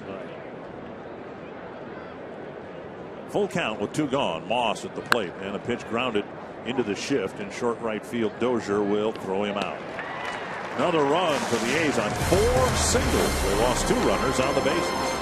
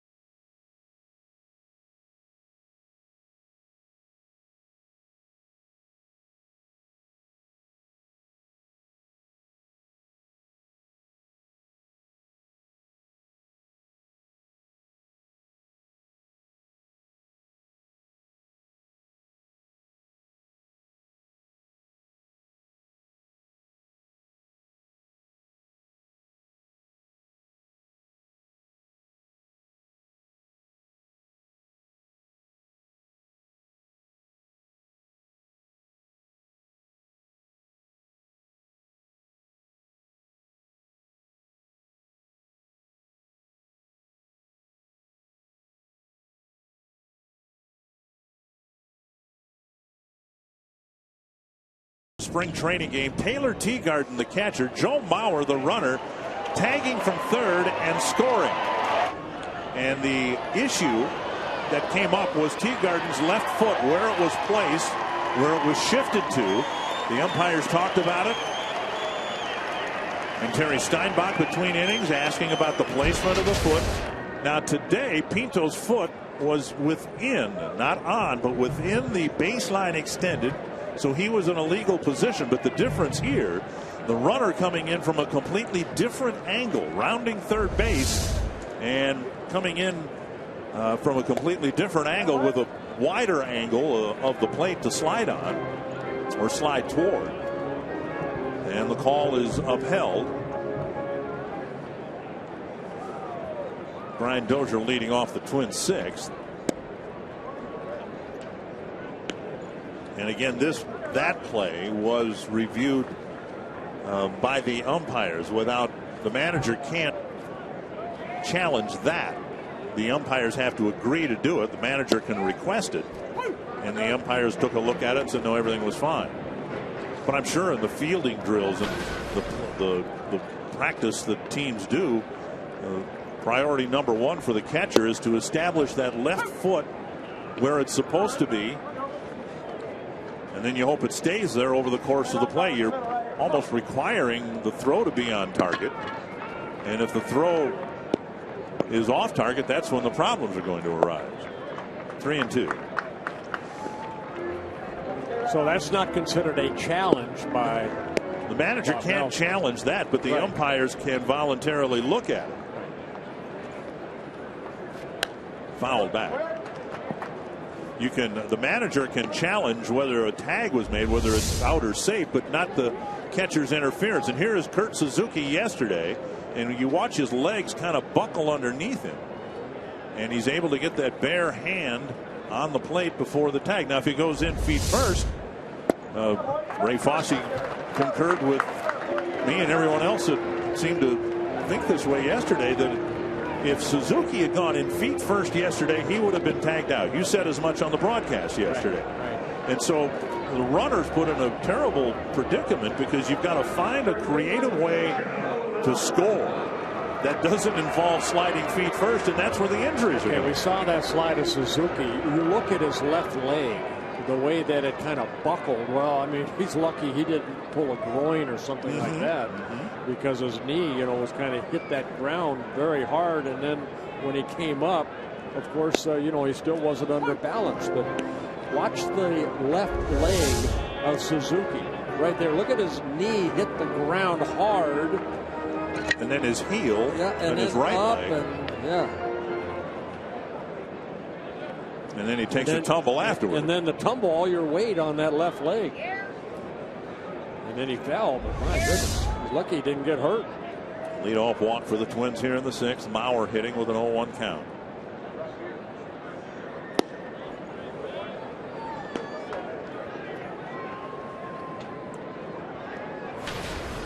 And Ron Gardenhire, in discussing the slide that we've seen so common now, what Suzuki did and what Lowry tried to do.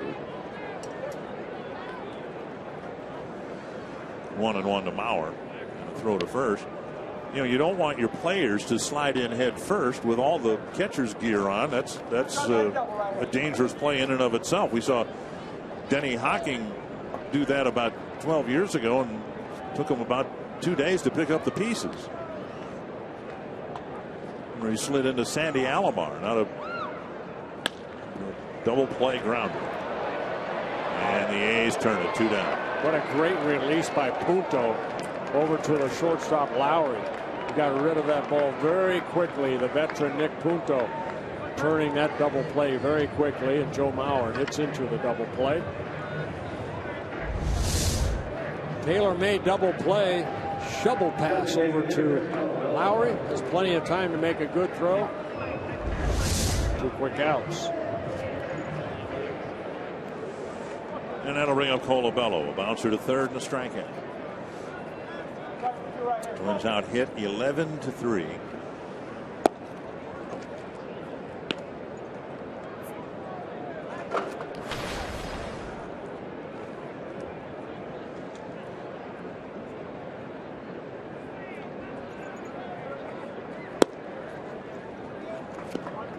2-0.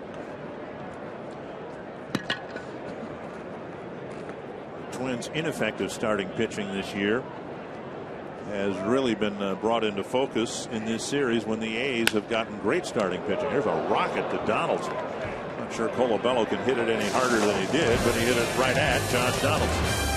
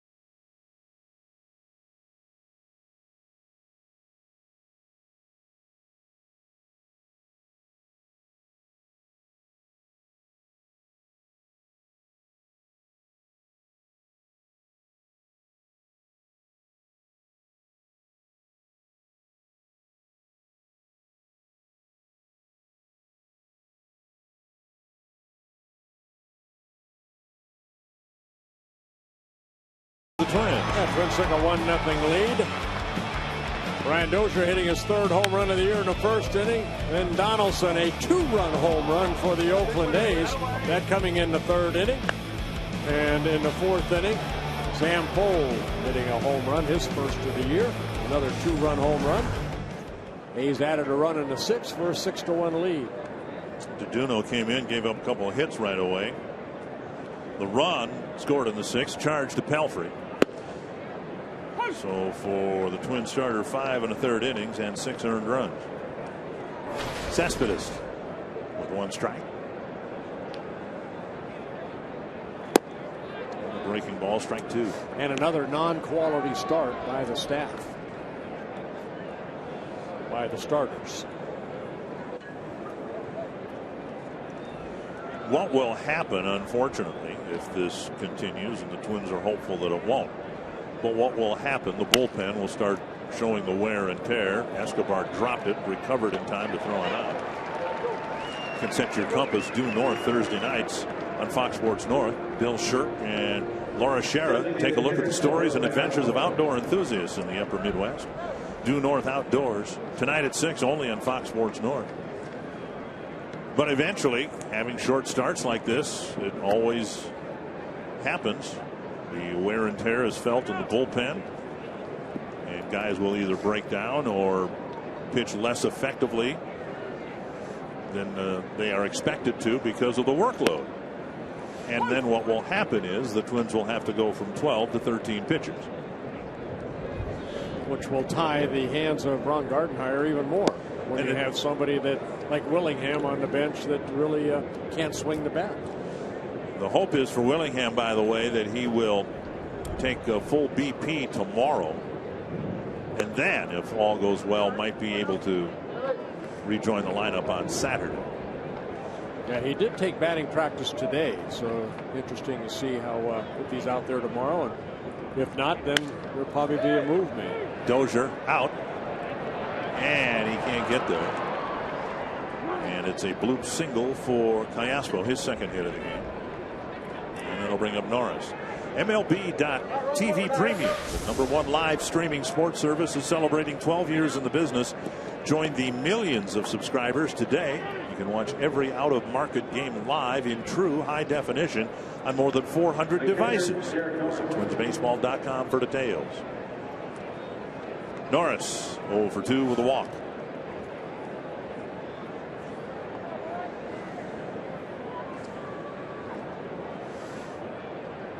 Norris, the only starter without a hit for the Oakland A's. 12 hits so far put on the scoreboard. And it was Norris who got the big blow in the game last night in the 11th inning with a 3-run home run. The second home run of the series.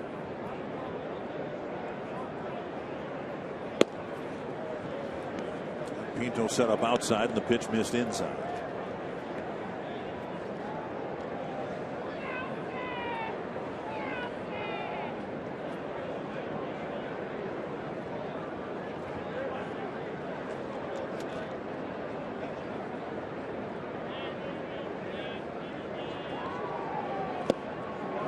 Swing and a miss. 2-1. Again, Duno here on Monday through 54 pitches, 36 strikes. A couple days off, he's back out there again. Because a lot of the other relievers were used in yesterday's 11-inning game.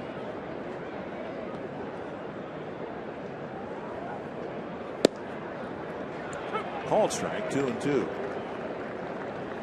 Oakland fans can't relate, but this Twins team last year got an average of 5 1/3 innings from their starters, and that's been roughly what the average is so far this year. Twins bringing in Ricky Nolasco and Phil Hughes, re-signing Pelfrey, and Norris strikes out for out number 2. Duno picks up his first strikeout, second out of the inning. Good breaking ball, down. Look at that ball. Look at the spin on that. Pinto smothering it. Derek Barton will hit.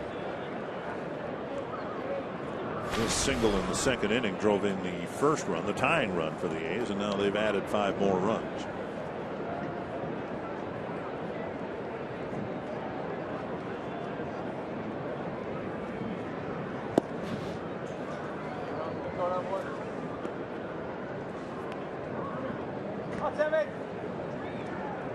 If you believe, and I think you do, that as bad starting pitching can be contagious, so can good starting pitching. The Twins need somebody to step up and pitch a good ball game. Yeah, I tweeted that today. Hopefully Pelfrey could be the one that could, maybe get these starters on a roll. But it didn't happen, so now you have to look and say, okay, Kyle Gibson, you youngster, you be the one to do it. Unless this game gets turned around, well, regardless of whether it does or it doesn't, even if the Twins win, just one win posted by a Twins starter, and it was Gibson Saturday in Cleveland. 2-0.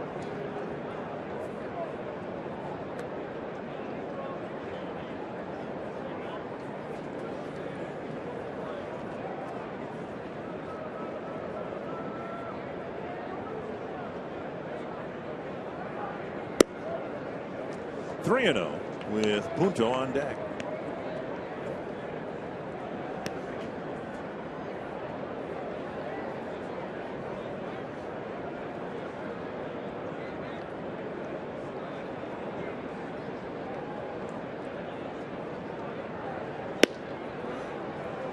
A walk, putting runners now at first and second with 2 down, and Punto to the plate. Punto's walked twice and singled. Eric Sogard getting the day off. Punto getting the start at second base. Second baseman Nick Punto.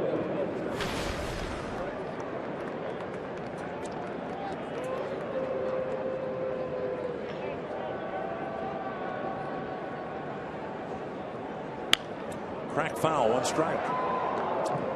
The A's head to Seattle to continue their first road trip. The Royals come into Minnesota to continue the Twins' first homestand. Tough news for the Chicago White Sox this afternoon. Avisail Garcia out for the year. He tore his labrum trying to make a diving catch yesterday. He will have surgery and be gone for the season.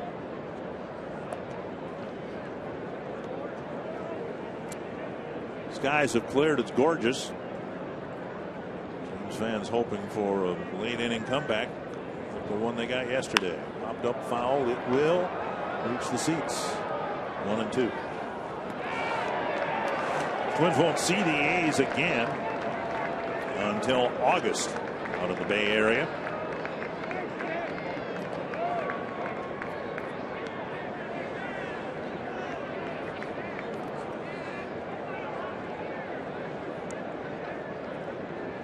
One and two to the number 9 batter. Landed well in front of the plate. A sharp breaking curveball, but Deduno just has not been able to harness it, the control of it.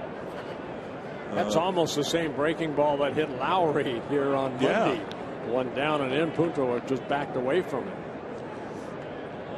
Well, you want to throw it in the dirt, but you've got to, get it to the plate. 2-2. Bounce toward the hole. Nice hop for Escobar, and he throws on the run to get Punto. A couple of men left aboard. The A's lead it 6-1.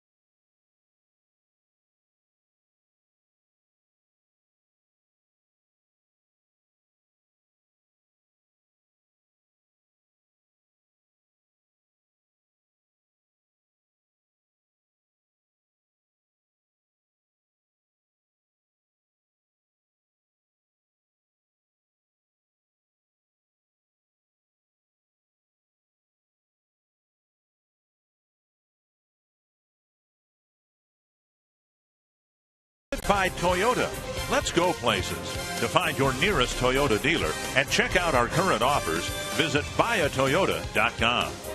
And by Sanford Orthopedics and Sports Medicine, for the everyday competitor in all of us. A lot of coming back to do. Twins came back from 4 runs down yesterday. Now it's 5 down with 3 innings worth of at-bats left. Jason Kubel will lead it off against Dan Straley.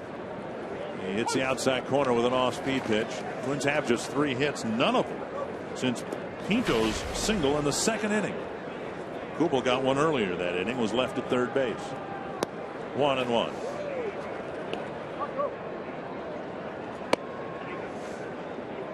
Kubel's single missed clearing the fence down the right field line by about 2 feet. Ball played well out there by Moss, holding Kubel to a leadoff single. Off a leg, it'll roll foul. 1-2. We see the pitch count for Straley starting his 7th inning of work. He's throwing strikes.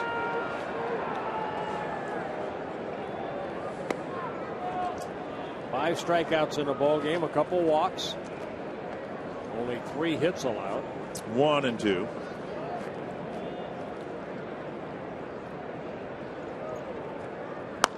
Down the line, but foul. I don't think the A's are the least bit embarrassed, nor should they be, but it is an embarrassment of riches. They keep finding young guys like Straley to step into the rotation. Injuries aside, they've gotten quality starts in every one of their starts so far this year. 1-2. And Kubel uncoils and fouls it back. The Twins are reaching for solutions to the pitching dilemma. Between Chip Hale there.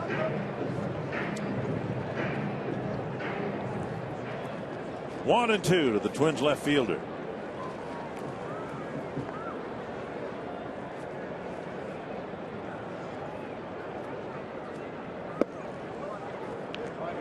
And the Twins remain convinced that the pitching will be better. Sad truth is, the great prospects that the Twins have, when Byron Buxton's here in a couple of years, Miguel Sano, even that won't matter unless the pitching gets better. Dribbler to second, and Kubel is retired by Punto, 1 down. And that'll bring up Plouffe.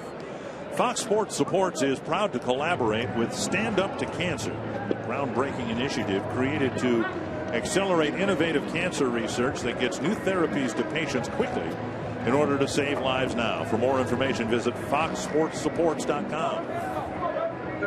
1 down. And Plouffe will bat. Trevor 0 for 2 today.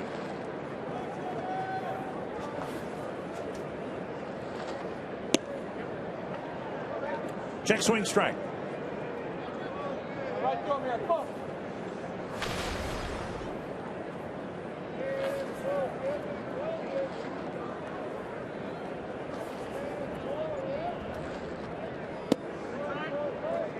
Missing inside, 1-1. Well, you're talking about the Oakland A's, you know, and their consecutive quality starts every game. That kind of is what the hope the Twins, you know, somebody take off and throw a quality start and then it filters into the next one. Straley, knowing that, you know, Jesse Chavez pitched a great ball game yesterday, says, you know, hey, I want to do the same thing. It's that competitiveness that you have, and Twins just need somebody to step forward.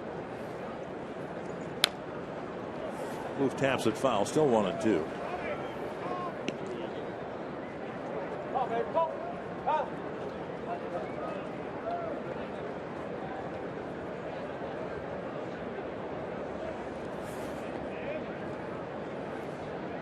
Pitch number 94 for the Oakland right-hander. Grounded to short, backhanded by Lowry. Low throw, and Barton dug it out. Nice play by the first baseman, 2 down. As promised earlier in the game, we have the AT&T fan photo of the game. Tweet your photo to #TwinsFanPhoto for a chance to be shown in an upcoming game broadcast brought to you by AT&T. Is that snow in the background? Snow on the ground. I'm hoping that wasn't taken recently. Not much snow left here in the Twin Cities area. Pinto with a single and a strikeout. His hit in the second inning, the most recent Twins hit. That's a measure of how good Straley's been here today. Facing just 3 batters in innings 3, 5, and 6. And he's got the first 2 guys out here in the 7th. Well, what he's been able to do, other than maybe the 4th inning when he threw 22 pitches, is look how quick he's been able to get his offense swinging the bat. We said it yesterday against Chavez. The Twins unable to string anything together in terms of a sequence of hits or walks or combination thereof.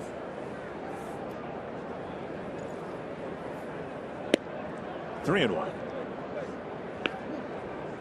One time Straley issued a leadoff walk to Dozier. Next guy up bounced into a double play. Yeah, no shaking off. Norris puts down the sign. Straley says, okay, I'll throw that one. At the knees, 3 and 2.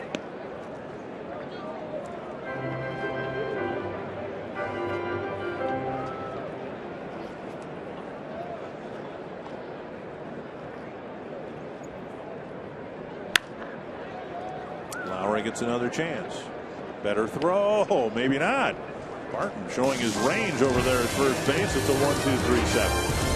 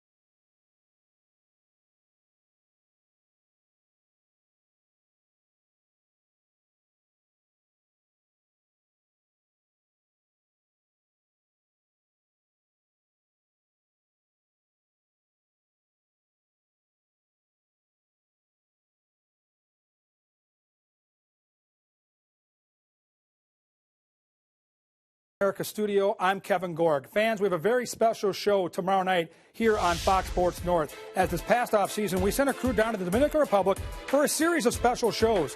We spent a couple of days with Miguel Sano to trace the roots of how this baseball prodigy overcame a life of poverty to become one of baseball's top prospects. Baseball in the Dominican Republic, Miguel Sano, tomorrow night, right after the Twins-Royals game. Welcome back. Thank you, Kevin, very much. A's up 6-1 here going to the top of the 8th inning. Samuel Deduno still out there on the mound for the Twins. Go to the 8th inning, and Deduno hoping to at least finish the 8th. Came into the game in the 6th.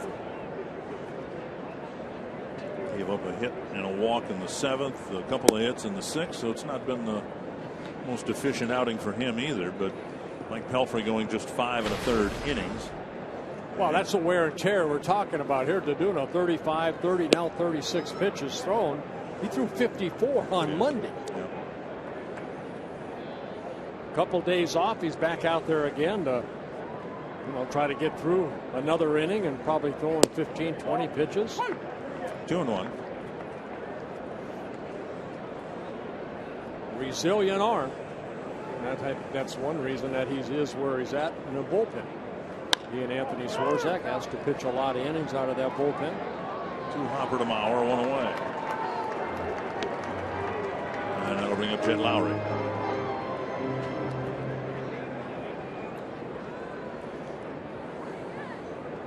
Lowry walked and a run scored in the 3rd, a single in the 6th, ended up being thrown out of the plate on a nice tag by Pinto, and a nice throw from Aaron Hicks.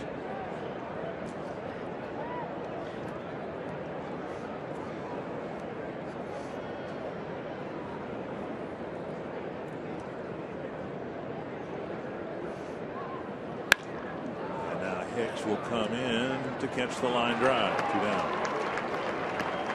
They'll bring up Donaldson.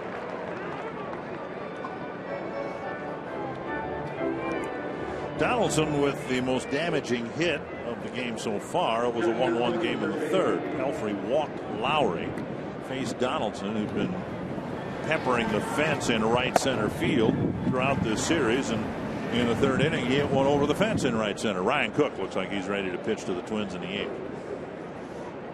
Donaldson with great opposite field power. He takes inside, ball 1.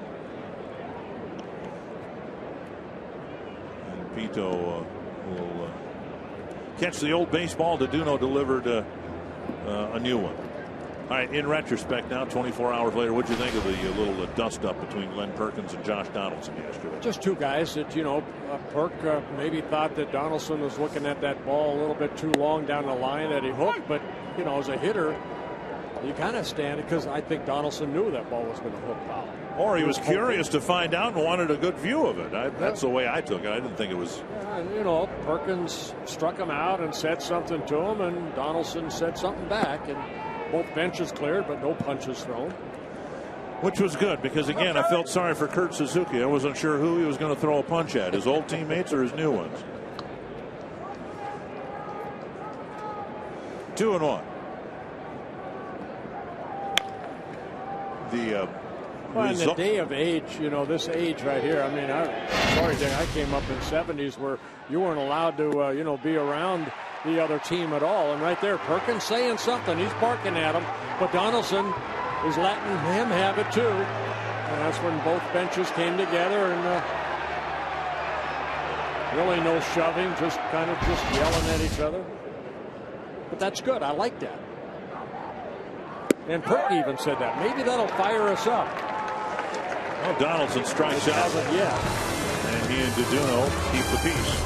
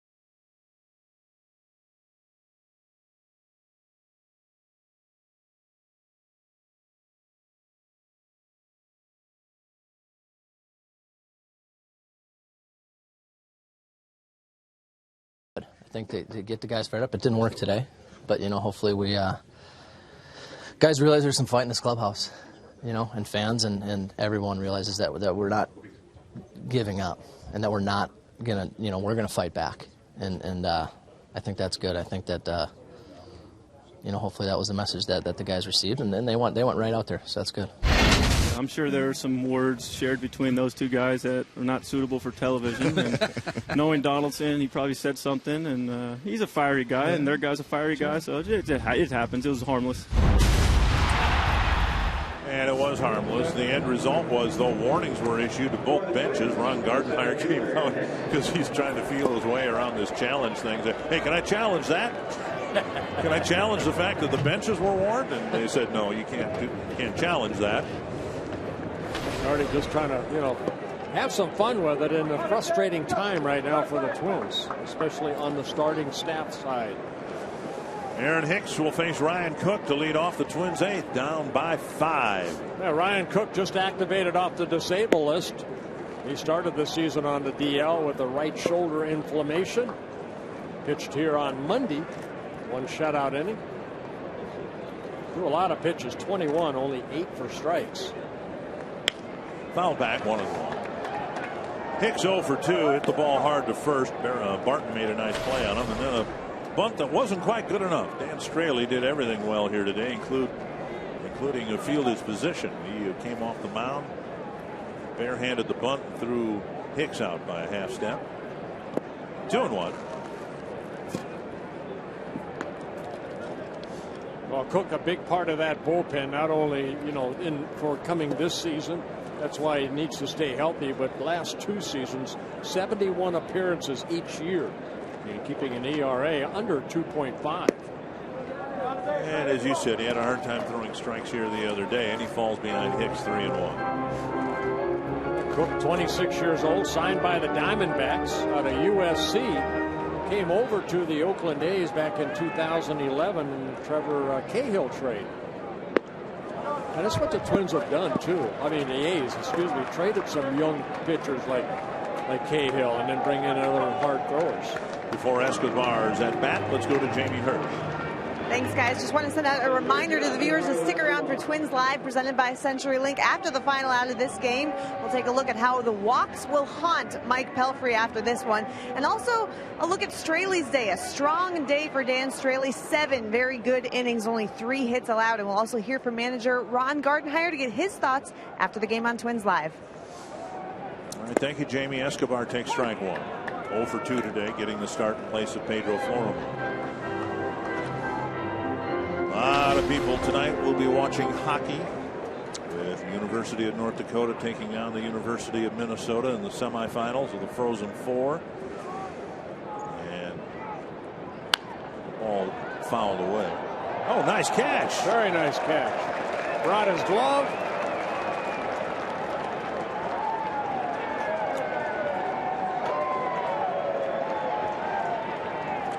Reacted the same way you did when you caught a pop-up when you played. I thought that was Johnny Moore from fantasy camp in the second there. 2 strikes to Escobar. That ball thrown away, and Hicks will hold up. Probably not a bad idea, down by 5 runs, not to make an out on the bases. We'll just go with, for the hockey game tonight, let's hope that whoever wins tonight, North Dakota or Minnesota, wins in the championship on Saturday. I agree. But I guess since University of Minnesota is a little closer, I'm going to go Gophers. Okay, then now next winter, then when you go to Grand Forks on the Caravan, I want someone there to remind you what you said. Yeah, I went north this year. I'm going south next year. The Sun Belt? I'm going to the Sun Belt. Yeah, okay. I had that the last couple of years through down Cedar Rapids, Iowa, over into Sioux Falls. I'm going to go to Albert Lee. Great fans down there. Well, there are great fans in Grand Forks, too. That's their heart. Tell you what, I'll go to Grand Forks next year just for your safety. 2 strikes. And Escobar takes a ball. That should be a great hockey game tonight. Darren Mastroianni on deck. Twins hoping to string some things together here. The A's announced, manager Bob Melvin announced before the game today that Jim Johnson's no longer the closer. Pop up behind third. That'll be a long run for Cespedes. Actually not. He makes the catch in medium deep left field. Remember in yesterday's ball game, he lost a ball hit off the bat of Escobar that got into the sun. Mastroianni will hit. At any rate, if the Twins could chip a few runs off the lead here and create a save situation, if for no other reason than to see who the option would be as the A's closer today. It won't be Jim Johnson, who's really struggled in his first week and a half with the A's. You know who's also struggled is Joe Nathan. Yes. With the Tigers now. Jonathan Papelbon with the Phillies. Right. But a lot of times, you know, I mean, I know Melvin said he was not the closer now, but, you know, maybe he'll get into the 8th inning, find his stuff again, and just regroup. Yeah, right. You take Twins did it with Nathan in his final years with the Twins when he was coming back from Tommy John surgery. They took him out and put Matt Capps in, and then the flip-flop by the end of the year. We talked about it yesterday. Jimmy Johnson, 101 saves the last 2 years combined for the Baltimore Orioles, so he knows how to close. He just hit a little bad spell. 1-1 to Mastroianni.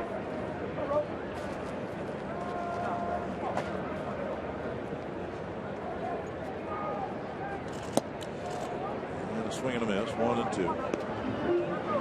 I know Nathan, you know, and Joe Nathan knew with the Tigers he wants to impress everybody, and probably the same thing here with Jimmy Johnson. You know, your first 2 outings, you got booed in Oakland, a little more pressure put on him.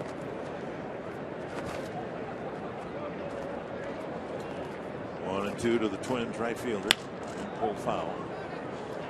You wonder how apt organizations will be to give closers long-term deals like the Papelbon deal. Nathan, I think, got 2 years from the Tigers, but the Twins kind of broke some new ground with Glenn Perkins, who's a native of this area, Casey Feen warming up, and extended him during spring training. That will be, I'm guessing, probably more rare as we move forward.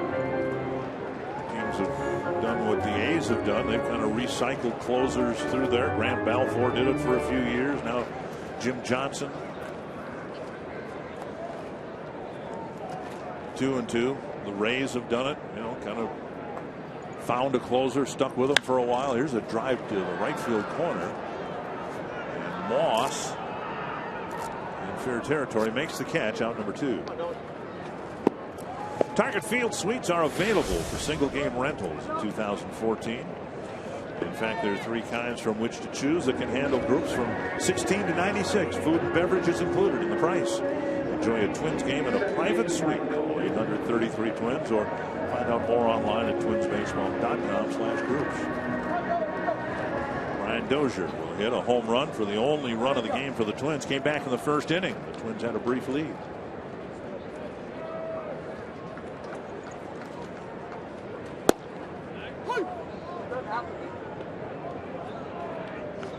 One strike. Cook's fastball there clocked at 92. Hard slider on the split finger.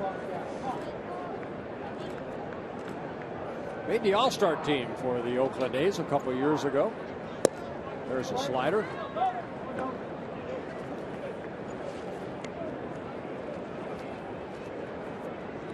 One and 1 to Dozier. Fernando Abad warming up for the A's. Mauer, left-handed batter on deck. That hit the corner. 1-2.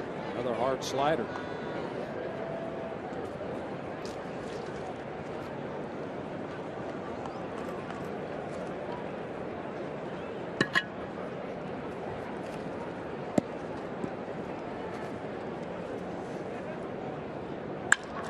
It's hit very well to center field.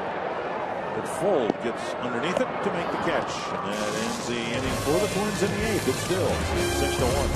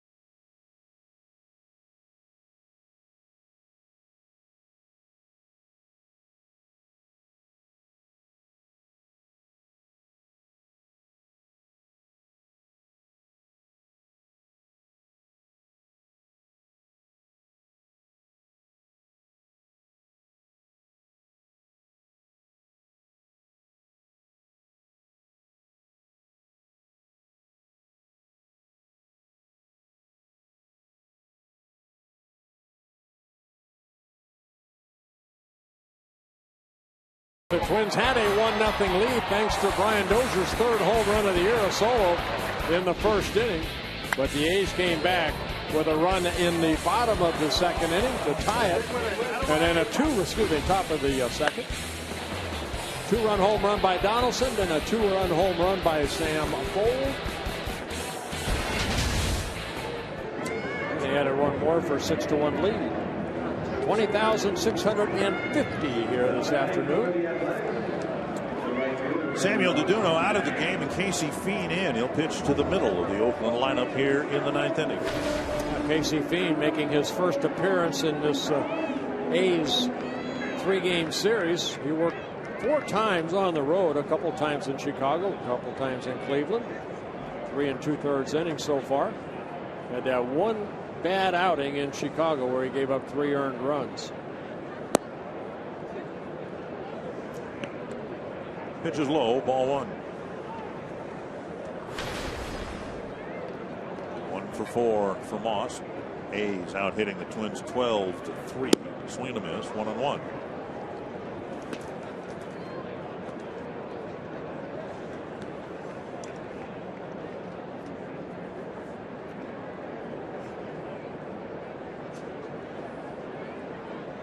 Good job by Deduno. 3 innings, 3 hits allowed, no runs, a walk, and a couple strikeouts. Tracked by Kubel, but it is back in the seats.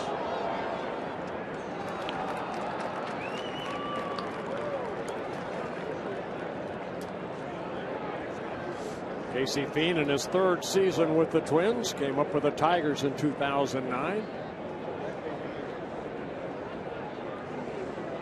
Had a good year last year. Very solid year for Casey Fiend out of that bullpen. Former Tiger. There's another former Tiger reliever the Twins fans may want to follow. He's closing games now for AA. The Twins converting him into a possible closer candidate, or at least a late inning guy. Lester Olivares, who had Tommy John surgery, sat out last year, and he is serving as a AA closer. When the Twins got him for Delman Young. Jim Leland very high on Olivares' slider. The Tigers rather were so deep with the Al Albuquerques of the world, they felt like Olivares was expendable.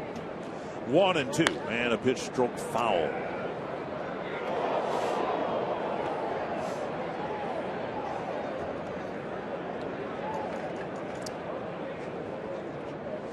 Olivares pitched for the Twins, what, a couple, 2-3 years ago?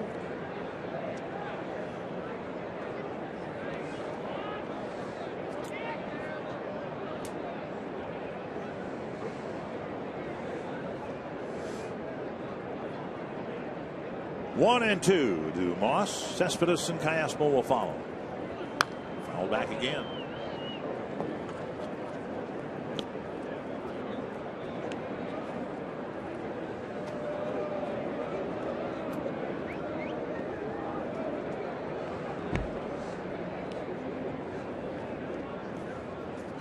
Another long day in the pitching department for the Twins. Now inside 2-2.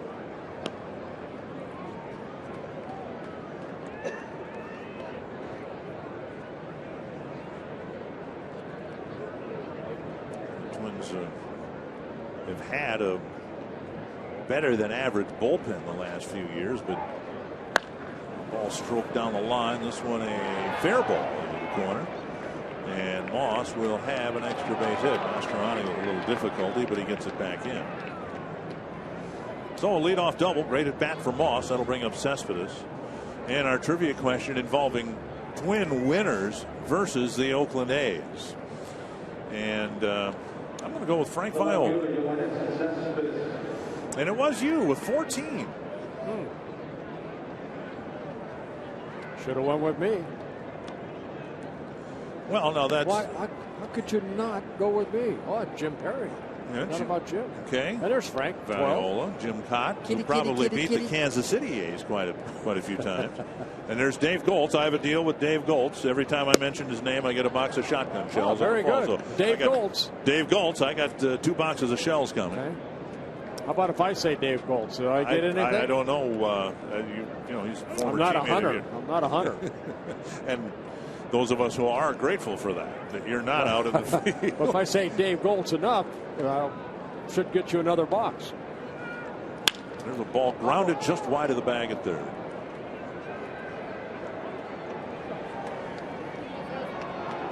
Cespedes on the day, a single his first time up, a single his third time up.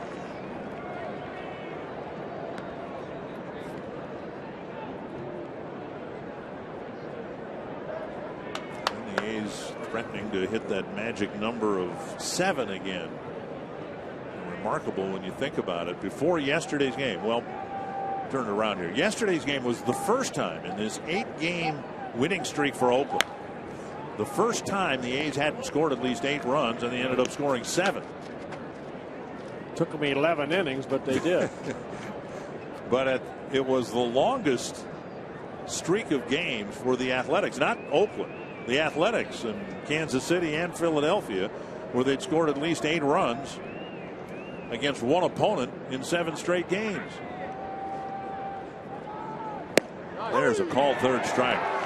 Good slider by Casey Fiend, flipping the corner down and away.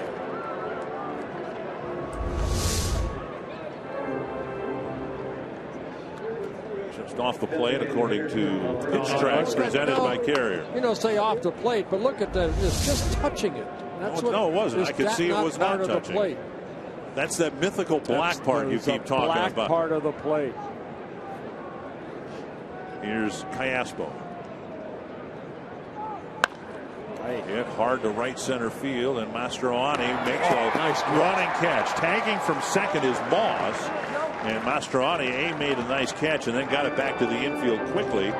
His momentum taking him out to the fence, and if he hadn't recovered in time to get the ball back to the infield, Moss might have been able to tag from second. Callaspo hitting this ball right on a button, but Mastroianni going back, leaping right there, making a nice catch over the shoulder for the second out. We'll bring up Derek Norris.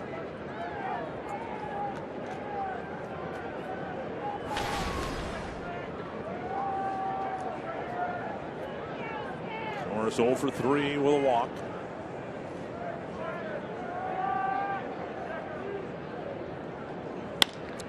And a chopper to short.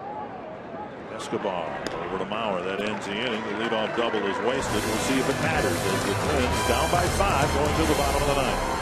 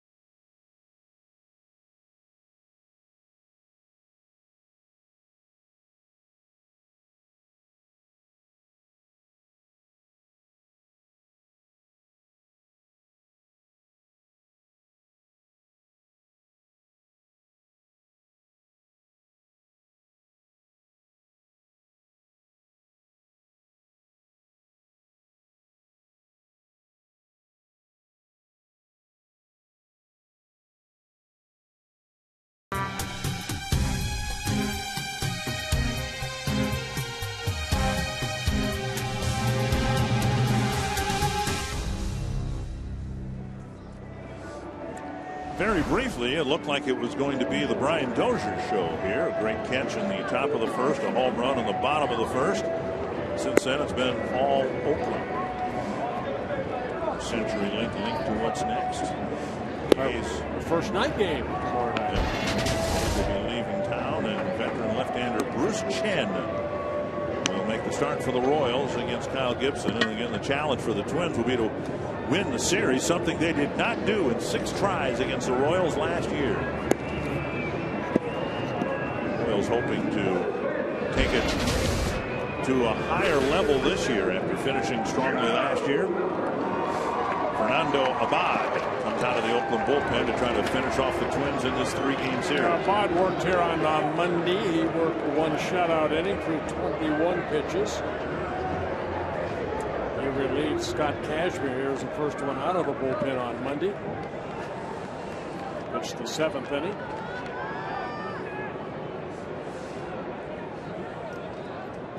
Mauer, Colabello, and Kubel here in the 9th inning.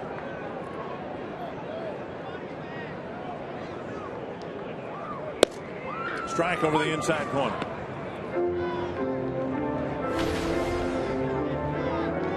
Odd with a good fastball in the low 90s, a sweeping breaking ball, and a changeup in his first season with the A's, coming over from the Washington Nationals over the winter. 1-1.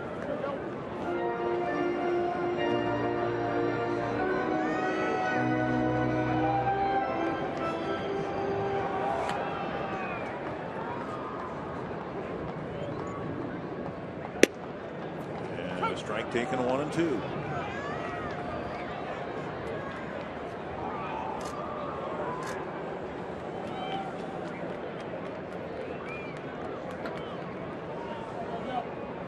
Twins have done nothing offensively since the 2nd inning. Haven't had a hit since the 2nd. In the 2nd inning, the game was 1-1 at the time. The Twins got a near home run from Kubel, and then 1 out later, another single by Pinto, and it looked like the Twins are ready to retake the lead, but all they have taken since then are 3 walks, no hits. Yeah, Dan Straley pitched an outstanding ball game. Only all the 3 hits allowed in 7 innings. Driven to the left field corner and deep. Cespedes to the corner. It's foul.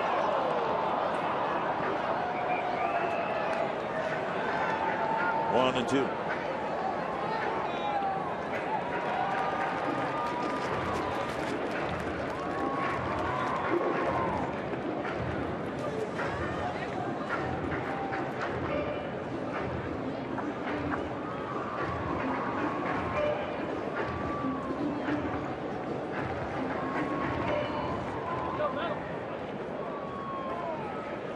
Trying to start a rally, needs to get on base here, leading off the 9th. Foul tip, rolls to the backstop.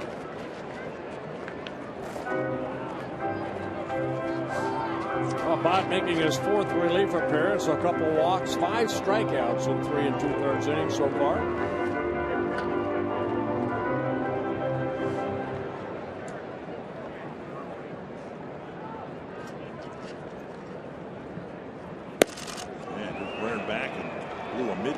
Fastball past Mauer for a strikeout. 1 away. Second time Joe struck out here this afternoon. I'll bring up Colabello.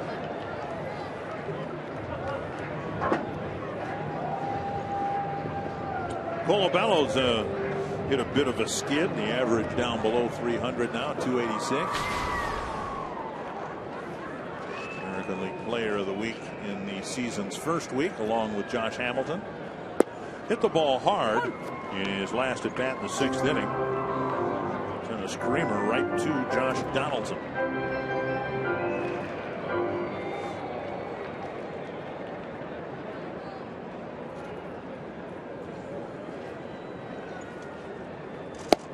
Half swing, but he went.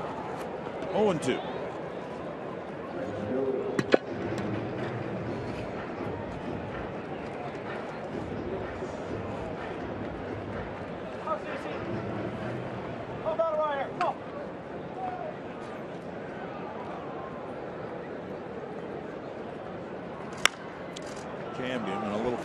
Short right field. Punto out. 2 down.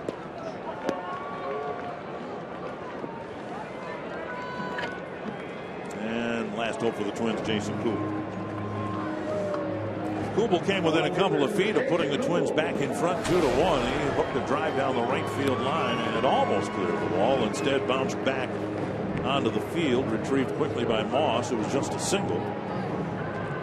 2 batters later, Pinto's single. That was back in the 2nd inning. Straley and then the Oakland bullpen has held the Twins hitless since.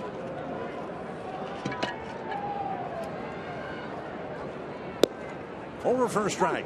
A hard-breaking ball right there by Adam. 3 left-handers for the A's out of their bullpen. Abad, Doolittle, and Pomerantz.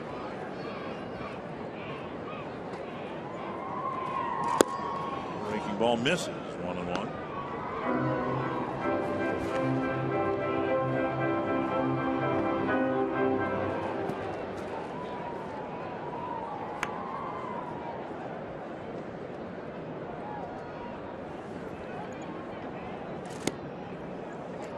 Breaking ball hits the corner, 1-2.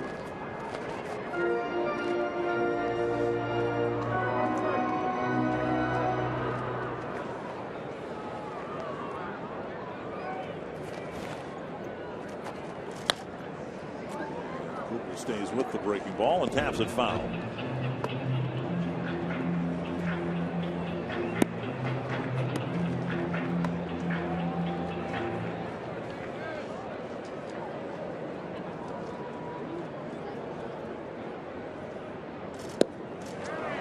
Finishes another sweep of the Oakland A's over the Twins. The winning streak for Oakland against Minnesota now 9 games.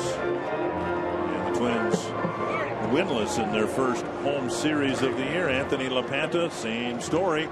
If you want Bert and I to do another recap in the postgame show, we will, but it's going to sound an awful lot like the one yesterday. The Twins did not get a very good start again today. No, unfortunately, that's the story. We'll show you how Mike Pelfrey fared in his start today against the Oakland Athletics. We'll look at how Oakland has continued their dominance over the Twins. 9 in a row, averaging 9.5 runs. And hear from Gardy all next on Twins Live.